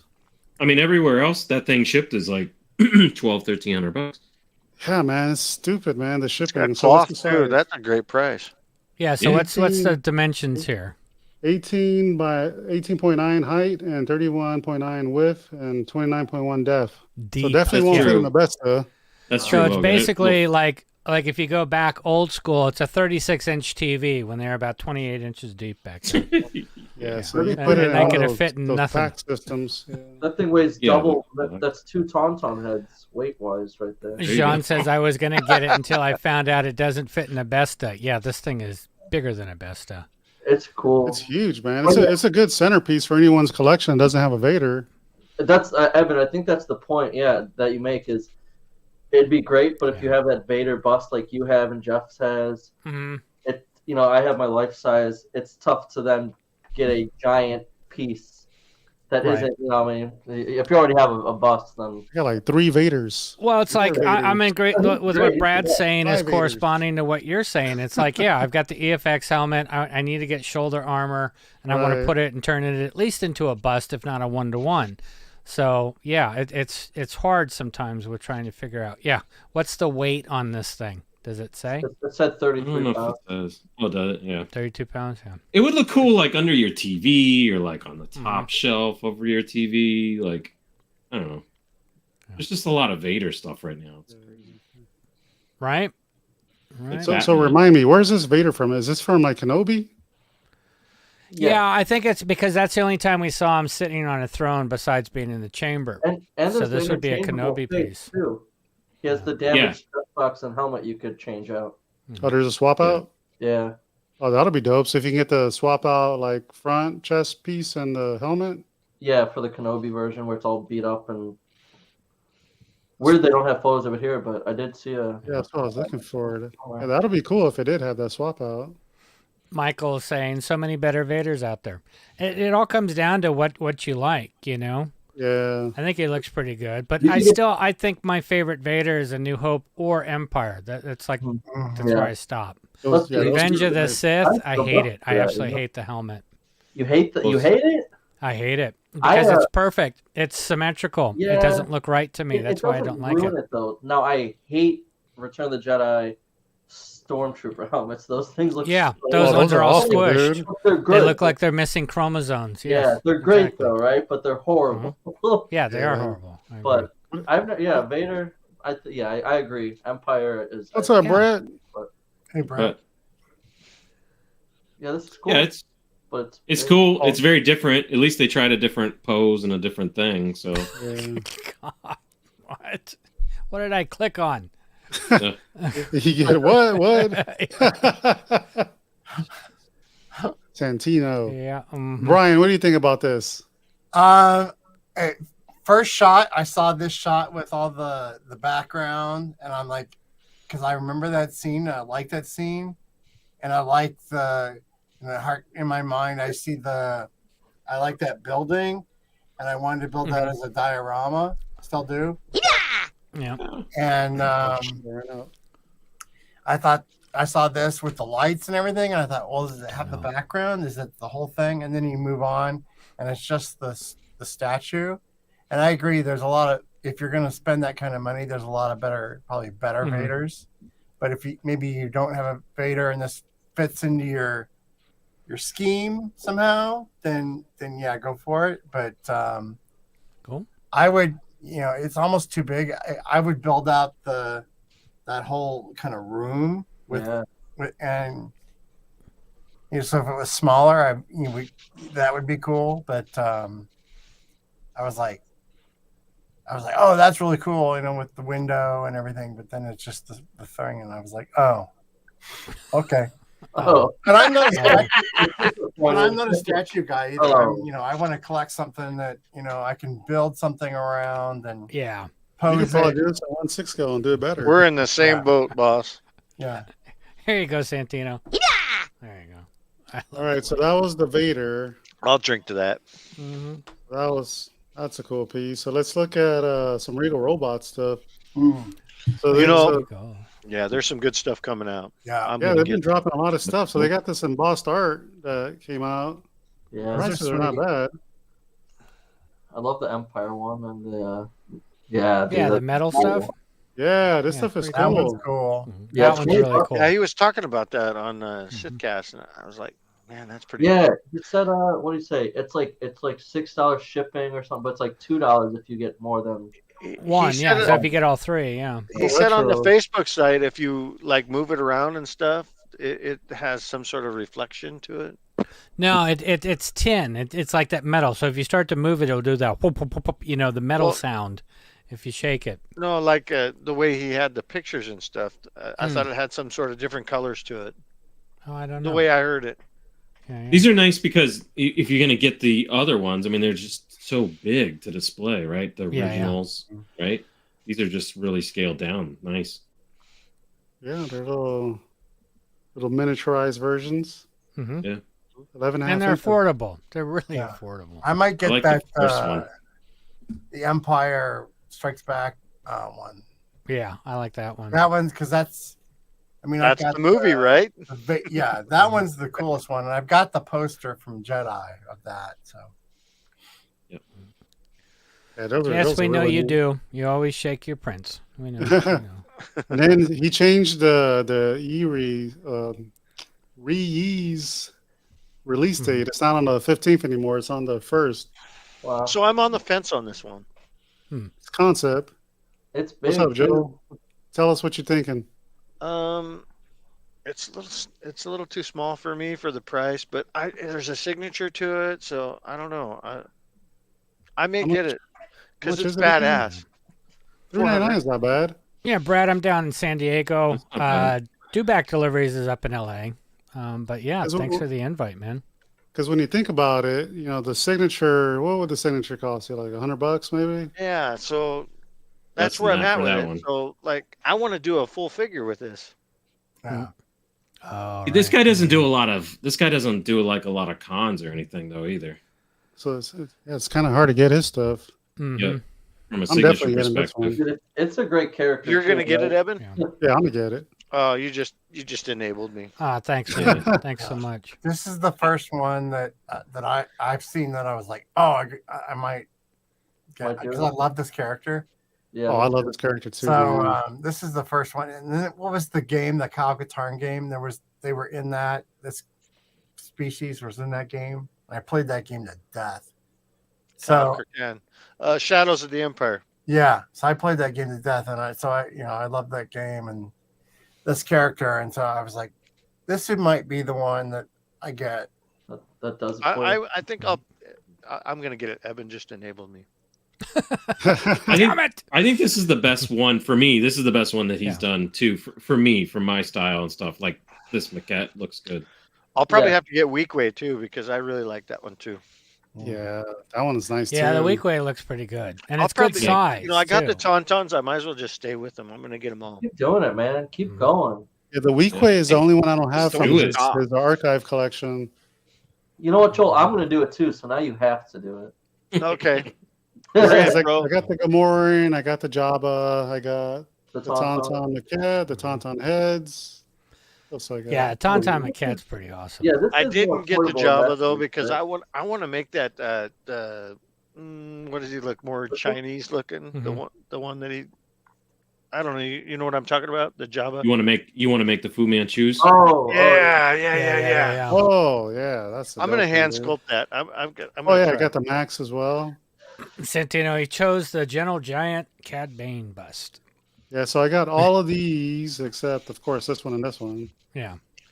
I did a Cad Bane bust for a guy at work, and it turned out badass. Mm-hmm. What was that, Jason? You said you are going to get the Weekway also? I'm thinking about it, man, because you have everything else. You might as well. Might as well. Right. It's got a good quarter scale size. It's good, man. It does, and the hair is like real hair, I guess, and it's like the braids are like hand braided. What Jeff was saying, the Reese, I think, looks the most like the final version, right? Yeah. Which I like about that. Where the Weekway is there, but it's, it's concept obviously, but I like the colors of the Reese as well. I can't get past that one with the. It just looks like Beetlejuice to me. I can't get past it. All right. Well, I hear the hair for Weekway is all pulled out of the employees that work for Tom. They're just we need more hair. Makes me want to buy it even more. It just falls out from all the stress they're under. Because the tail on my Kaibuck is my daughter's hair. Oh, gee. I'm not even. That's funny. This stuff is cool. It's. Yeah, A lot of it it is has cool. direct lineage, you know, like the Gamorrean maquette. They designed it for the Mandalorian. I never got that Gamorrean. Oh, I love the it's dope, Gamorrean. dude. The Gamorrean's awesome. I love Do you it. have it? yeah. Oh yeah, that one's awesome. I love that one. We'll have to talk if you ever want to get rid of it. That one is so. It's really light too. It's very surprising because it's like you go to pick it up and you're like, man, you like throw that across the room. Well, it's probably a 'cause resin cast. It's got to be no. It's not 1.6. It's a little bit bigger than 1.6. Definitely bigger one. Yeah, a little bit bigger than 1.6 for sure. So no, I The think it's dope. Reese looks pretty close. Well, I don't know. Now, if you're saying that the Gamorrean, to me, the Reese look 1.6. It's probably like quarter scale. Dude, I He hope you sold go out. back. Evan, can you go back to that photo? That last one? If he does that gammy bust that's underneath the photo, that would Oh be yeah, this one. yeah. Oh, that's I pretty was cool. seeing this and I was like, is he gonna do all of these? Dude, that gammy would be so fun. Because there's two Gammies concepts that I liked. What is on that one of one these off to stuff. the right there? There's the droid, and then there's another one right there off to the right. There's Like a a dog Spice looking Noodles thing. over That's there. badass. A hog, and there's a the I right love this back one. there. The dehydrated old lady ready for the bus. Hey, it works for me. This is the other Gammy I saw, the prototype. I was like, oh, I'm like, Yeah, Yeah, that's one the. too. There's it. Oh, I'm gonna do a big version of that frog too. I'm Can doing someone that. blow up Jeff? Mine also. That Blow up. Epop There I'm you mine. go. looking for the Jeff. Where are you, Jeffy? There you are. Down there Ga- somewhere. Gammy. Oh, Oh dude. wow! So, Oh, that detail, man. take it away from the Yeah. camera and put it closer to you. Okay. Yeah, I like that. He's what, 6 or quarter? Is he quarter? No, it's bigger than 1.6. Is that That's still quarter, available, yeah. or is it sold out? I don't know if he's available or not. I don't know. Look at the Those- they came out a scarring and couple years stuff on him. ago. I'll tell you. I want to do that. Yeah. What I'll number make did my you own. get, God Jeff? damn it! 95. 95. What did I get? 86. So we probably ordered around the same time. Joel, he's Yeah, still he- up there. 500. Joel, it's He's so still cool. up there. Wow. Dude, you I know. got to do it. Thing's awesome. Yeah, I think it's dope, dude. I gotta Like, sell some shit today. I gotta sell some shit tomorrow. 2 of you back and back. Let me know if you There's have one. clones you're trying to get rid of. I do. I know you sold that Utapau one. I looked. I'm like, oh, I want that. I looked at your list and it said sold. I'm like, oh, thank God. Oh my God. I His gotta elbow looks Elbow stuff ashy. quick, man. You gotta His be elbows quick. are ashy. Yeah. Right? I'll hit Yeah, you so- up first, Jason. Okay. Thank you. Yeah, so February 1st, and they're I'm gonna getting offer that payment one. plans I think this too. one's gonna sell out really quick. I do too. So if the head is 6.5 or 6.25, Right? Yeah, he does look good. so what is that? That's bigger than quarter That's scale. quarter scale. It's pretty close to quarter scale. Let And me even though measure this some is of my quarter scale heads. concept, it's pretty close to. It's what probably was like 1/3 finished, right? scale. Yeah, to the final version of him. The signature's what I really would like to get, but Yeah. That's it. That's it. Like you said, that is a tough signature. Like, I haven't seen that guy do a con or anything before. Mm-hmm. you That'll be sold worth me. it right there. Just the signature alone, man. Yeah, There you you go, guys Jeff. sold me. So, Plus, it's a good signature. Look at. I mean, you can make out all the words. Yep. Yeah, you can't even make out the words Yeah. on mine. mhm. I got a Well, doctor's signature. That's an artist proof, probably. I got like the first Phil Tippett signature I got from Regal Robot was all faded, but it makes sense after Hector was on the show that Phil likes to talk. Mhm. And the ink dries up. And he gives him a new marker. Is like makes him Yeah. nervous. So that makes sense why it looks kind of faded. Yeah. It does. Well, I'm looking forward to those signatures coming. Hell yes. I'm So- excited for this stuff. I think that's all that I captured this week. I worked a lot this week, so I kind of missed out on a lot of news. Oh, they had that Princess Leia necklace that was off today. Oh, I J&J. almost popped on that. I missed it. J&J, yeah. Let me bring that up Been real a quick. great Valentine's Day present. I don't know if it's sold out by now, but it Yeah, was it's only gone. like 6 left. Is it gone? Yeah, it's gone. Yeah, I was trying to watch her live stream, and I was like, "Oh man, I can't like pay attention because I'm over here trying to pay taxes. Oh, screw that. I hate tax time. I know, Uh-huh, I'm so bullshit. nervous about that right now. Crap. Oh man, I could have bought a life-size fucking Boba Fett. Yeah, this thing is cool. You could have? Yeah, with the amount of taxes I had to pay. Oh yeah. Yeah, that thing's neat, man. It was what was it, like 125 pounds? Yeah. Yeah, something like that. Yeah. Yeah, they made 50. It's not bad. Nobody really They makes sell out? Yep. Oh, yeah.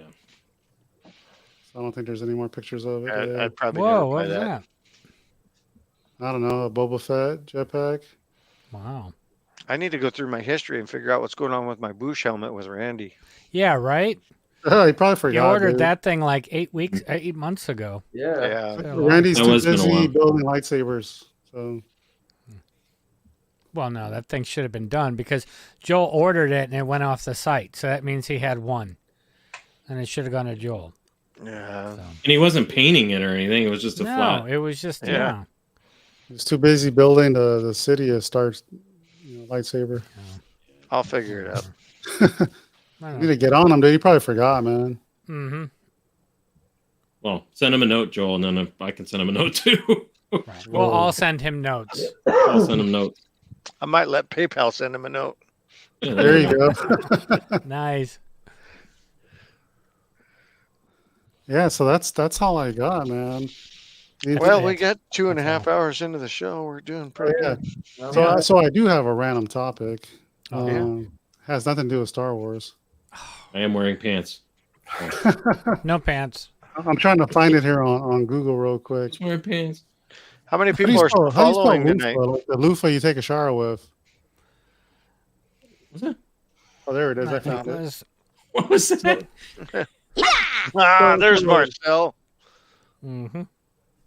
So I listened to one of my buddies, Barry. He's in the Facebook group. He has a fucking awesome podcast called The Regular Joes, and he's been doing it for like for a long time. But that show introduced me to another show, and these guys, tell them Steve Dave. I don't know if you guys ever heard of them. It's comic book men. Some of the comic book men, Brian Quinn. Okay. But so because of that show, I learned about this show, and then they were talking about the loofahs at the villages here in Florida. Oh. So like the old people here, man, they're a little kinky. Check this out. Random topic, nothing to do with Star Wars. I just had to throw this out there because I was like, I got to talk about this with somebody. So, Okay. Oh these my loofahs, god. if you see them in the golf carts, like hanging on the mirror, there's different levels of kinkiness going on. If you haven't seen, there's What? a documentary about this too, Evan. There is? I just watched it a few months ago because my wife loves that shit. And it's about the villages. She's like, have you heard this? I was like, no. She's like, you used to live right by this before you moved out here. And I was like, no. And we watched it. It's about this community. And this weird. Yeah, and for people who don't know about the villages, it's old people. These are like it's a retirement community. It's like a big Holy city. crap. Retirees. Yeah. There's a party every day at 5 p.m. and they're done by 10, and they do some weird stuff out there. But there's different colors, like this one, like if you see if you see this white one, it says novices and beginners. Right. Purple, you're a voyeur or you like to watch people. Pink is a soft swap. So people who like to do it with others in the room. Oh my god. A Blue. soft swap is it's a swap. Wow. It's a soft one. I guess blue, if you see the blue one, you know it's someone who plays well with others. I guess whatever that means. Oh my god. And then yellow, those who want to have fun but are so nervous. Hey, weird question. Doesn't your parents live in the Orlando area? Not mine. I thought Jeff did, right? Mine's That's too. why he left. Oh, There he is. Yeah. Yeah. Jeff's like, Mom, what's your favorite color? Black is full swap, Surprise! and then teals for everything else. Yeah. Yeah. Well, I did learn that I'm throwing out my color of loofah tomorrow. Yeah, exactly, right? Like, Don't want anybody to know. Yours was teal, Jeff? I have black. Brad's got it right. Move along. I just had to bring that up. Okay, I got to talk about this, and we didn't get a chance to talk about it in the green room before the show. And Logan knows. He's like, yep. He knows. Hey, everybody's throwing away their teal loofahs tomorrow. Evan, how many people are still in the chat? 40. 40. Let's do a drawing. What? Oh. Yeah, Oh shit! Let me set up a giveaway tool real quick. Let me get on chat. You giving both of those away? Yep. Oh damn! What's the hashtag? Chess1. How you spell it? CHESS1. I don't know, chess. I don't know, chess. Oh, like that. Okay, so hashtag CHESS1, like that? Yeah. The number one? Yeah. Okay. I'm not playing All this right, week because I won last week. So. Oh, Jeff, come on. So No, you know what, Jeff? giveaway, guys. Jeff, don't Join play in. because your shit gets broke. Yeah, my shit gets broken. I feel like these would be okay though. That's one. No, and it's no funny, way. we're talking about chess right after we talk about loofahs. Yeah. Yeah, that was such a random thing I had to bring up. Evan, is that the comic guy? I'm surprised you didn't pick loofah. But yeah. No.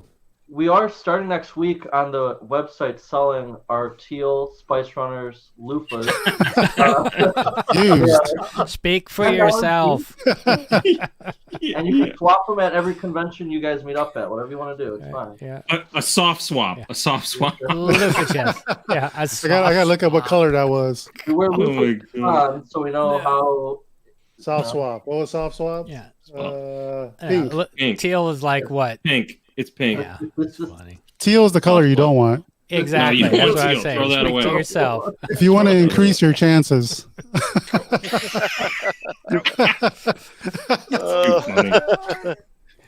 Awesome. What were you saying, Brian? I think you tried to get a word in there. Sorry, man. Comic Guys podcast, that what you were talking about? So Barry, so he has a comic. So Barry has one called the Regular Joe's podcast. Yeah. But then the guy from Comic Book Man have a podcast called Tell 'em Steve Dave. Oh. It has Brian Quinn from Impractical Jokers, Oh, cool. Walt from Comic Book Man, and the guy with the beard from Comic Book Man. You did remind me. You did remind me earlier, Evan, that I got to catch up on my salacious rum. Oh, that reminds me. I was at, I went to Celebration. I flew and Brian Johnson. I did part of Friday and Saturday, and I got Katie Sackhoff's signature on my Black Series, and so I'm just holding it, and and this guy comes up to me, and I could swear that it was Ming from from the comic book, and he had a mask on, and he's like, "No, that's not me." He's like, "I just kind of look like him." But I could swear that was him.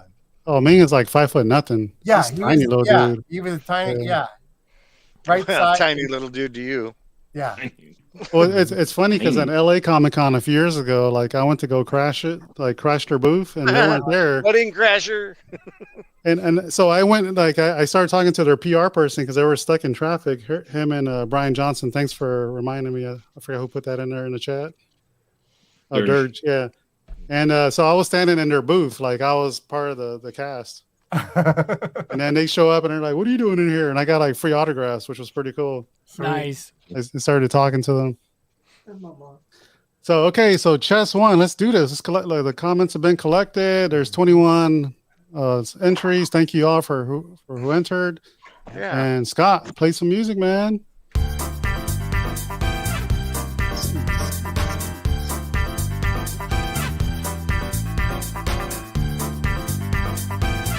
Oh, it's rigged. What? That's awesome. Congrats, Janine. Yeah. I think Joel has your address. I do. Somewhere. Almost memorized. Can we blow this up real quick to see what it is? So And they're pretty good size. Damn, those are nice, dude. So these are like the chess pieces, right? Yeah. It's a trap. Now you got to go buy the other ones from him. No, I'm gonna randomly give away the other ones. Oh, nice, dude. Then you have thanks to do for a the giveaway, trade. Joe. Wow. Yeah. Those are sweet. They're just kind of in my way, so. Man, that's awesome, dude. Thanks for Those sharing are that. cool. Yeah. Congrats, Janine. Hell yeah. Yeah, Congrats, right? Janine. Yeah, congratulations. Yeah, congrats. Janine. Just got pissed. I'm used to it. It's all good. Before we call it a night, you guys have any announcements? Anything you want to share before we hang up? No. I'm throwing my loofah away. I knew there was something funny about you. You have a loofah? You even have one to throw away? Yeah, and it's teal. No, I don't at all. No, Joel. No loofahs. That's awesome. We can't be friends. That's funny. Or can we? Evan, do you want to talk real quick about just calendar real quick? Like who we got coming up?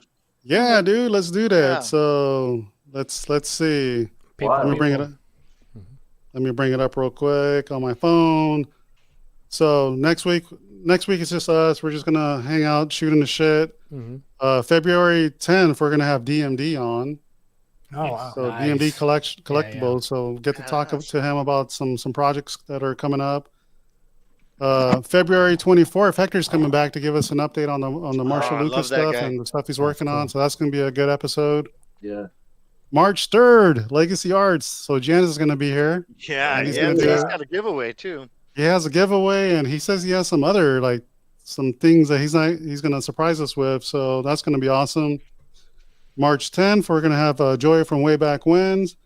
March 17th, we're gonna have Galactic Armory.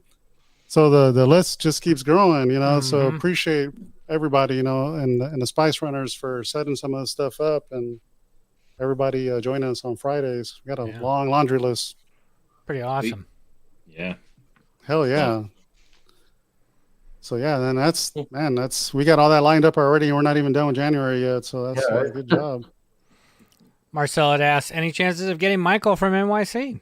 So Michael doesn't do much YouTube, but I can keep trying him until he caves in. Be nice to get Tom on here too. He's been on my list. You know, I asked him last year. He wasn't ready. So what about Tom Spina? Yeah, Tom. I can get Tom in. I just haven't done it because, you know, he's been on a lot of the other shows, and don't want to be repetitive, right? Want to be a little bit different. He's always got new shit coming out though. So yeah, I think when he has something else coming out, you know, let me talk to him. Yeah, let me talk to him. See if he'll show up like on June. Yeah, let me talk to him and see if he wants to talk something different on the show. Evan, I got another idea, but we'll talk about it in the green room. So absolutely. Guy, so. Does he absolutely. play Superman, Jeff? What's that? Does he play Superman? Yeah, he actually likes teal loofahs too. I might try to see if I can get Spud's customs and stuff like that. Oh, that'd be sweet. Cool. See if you can do it. No, so I appreciate all you guys. Jeff, of course, like always. Thanks for coming back. Jason, thanks for coming back. Brian, thanks for being on the show tonight. Absolutely. Yeah, Brian, I'm so excited for my new diorama. Yeah, I got I can't do it. I don't have it. Yeah. big package. There it is. I got a package of diorama in the morning. Scott, thanks for everything. Absolutely, dude. Thanks for updating the video, the intro video. That thing was awesome.